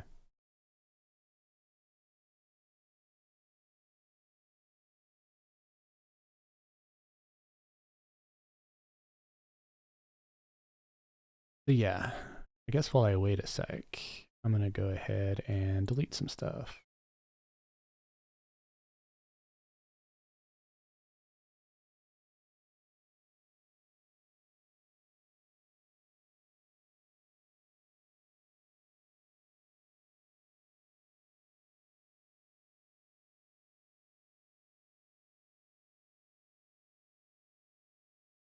I can't see it with recount.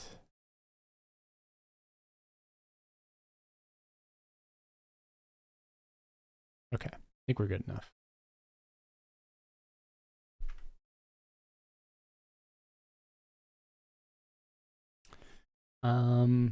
What else could I do?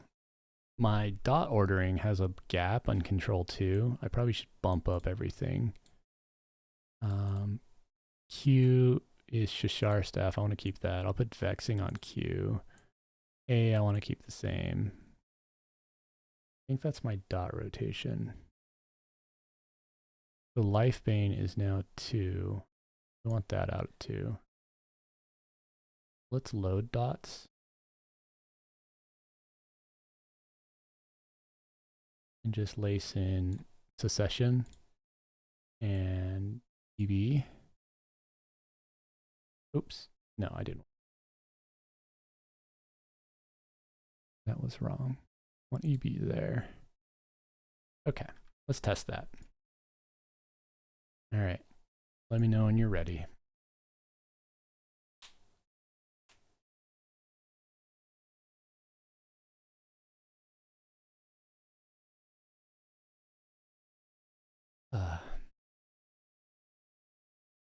By the way, when I'm streaming, do you guys double see rendering? I don't think so. That's good. You have IOG, so my DPS is going to go up significantly.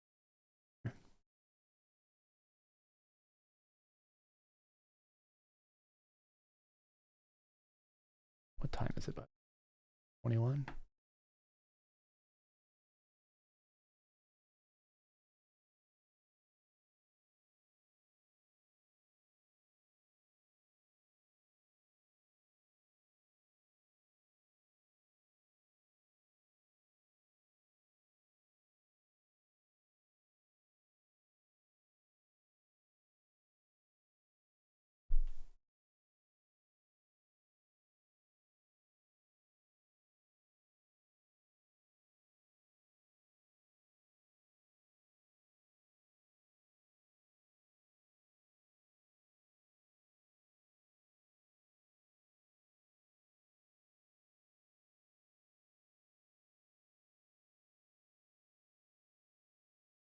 It shouldn't matter if you have no Augs. I think the only possible issue you'll have is staying alive. And maybe I might need a tad or two. Okay, one sec. Okay, I'm ready. Let's do this.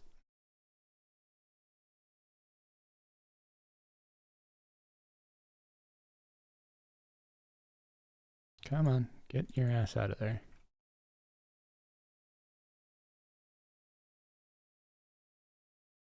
Okay, so we're going to do funeral pyre. And then we're going to do a dot rotation. And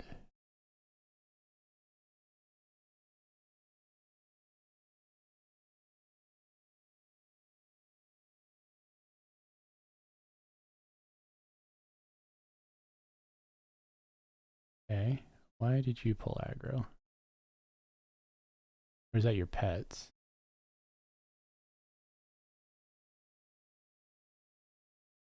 I'll do imperators. Might be because of the buttons I'm pressing.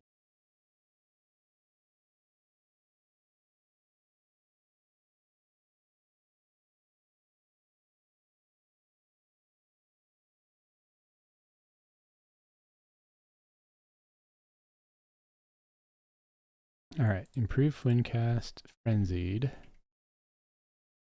Wait, that was the wrong. Wait, scourge is up? I thought I had an ancient life bane on.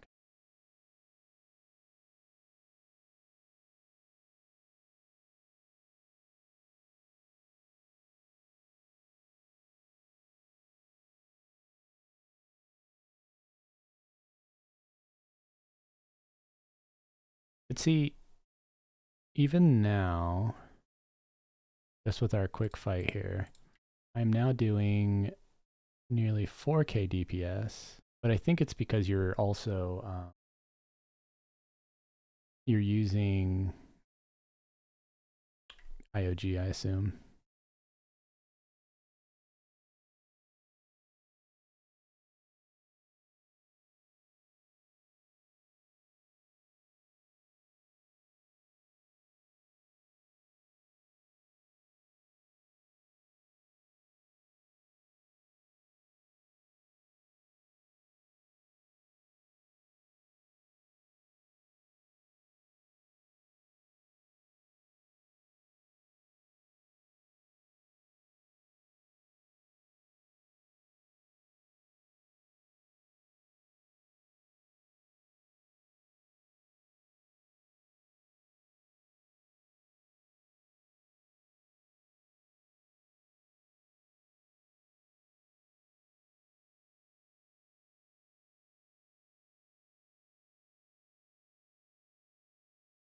All right, I'm getting used to the fact that I have these long recasts on my primary nukes.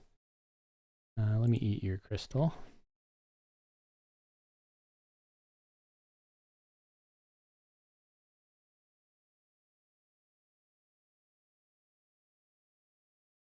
But see, we went from like 300 plus seconds to we're only like at 200 and he's almost dead. I mean, I did a different rotation slightly on my part. And you're obviously dotting and adding an extra 2k. Enraged. Yeah, obviously there's a lot of variables to it. Yeah. So we got, I'm gonna just link it, loot it, and evac it. Because we don't care about this order.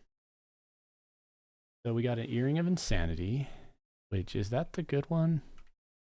No, we like Insight more, right? Voltron's Necklace, Voltron, Valtron, and a Ferocity Reg is pretty shitty. Did you want the AUG? I don't think I even want to put it on.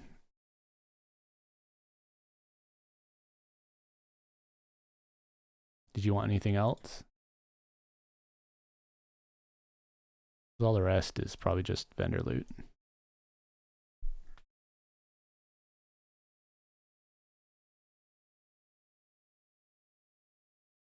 Anyways, cool. Well, thank you, dude. You were the difference. Again, my build, not really made for soloing. I do two jobs really well.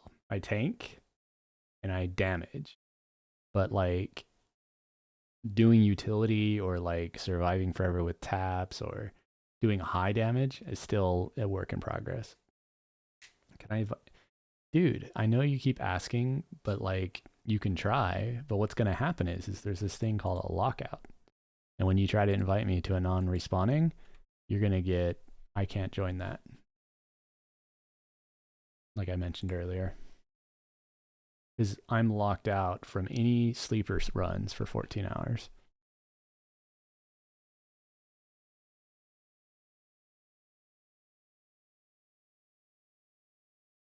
Do I care to kill Vulak in North Top right now? I'm trying to think. The only thing I really need from there is my other ear. But I mean, obviously, getting commies would be nice because that adds another 20 spell damage total. And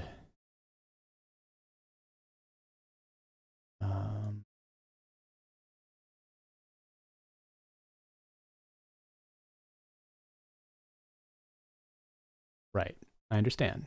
Note how I said it. 20 spell damage total. Each wrist is plus 10 compared to Silver Bracelet. So, what's with the leather? I just was tired of looking like a rope wearer like everyone else. I put on the leather.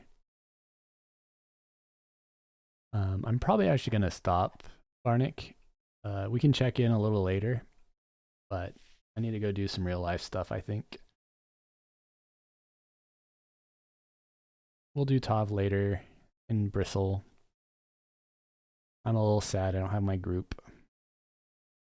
Go buy some salsa. Dude, all our salsa's gone. It's sad. A good idea to buy some salsa. I also need to fix this damn icon iterator. I'll probably do it offline. Take me like 2 seconds once I figure out what the hell's going on with draw. And yeah, dude. Let's go see if we can raid someone.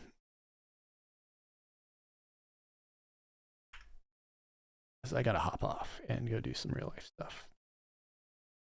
We had a 4-hour stream. It's pretty good. Anti-alias is on. Awesome. Anyone else I know? That's about it. Cool. Let's go hit up anti-alias. So, oh, you guys can see what I'm doing. Let's go back to the anti-alias 000.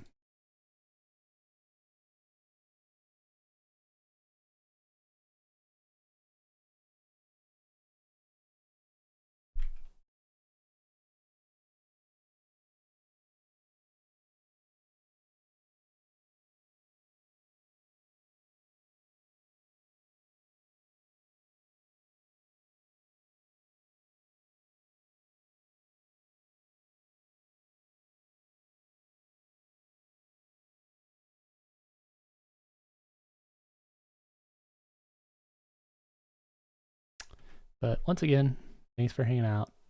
Enjoy hanging out with Antalis, and I'll be on. I don't think I'm gonna get on again tonight, but probably tomorrow. As you notice, I'm pretty much daily now. So, yep. Thanks again for hanging out. Have a good one.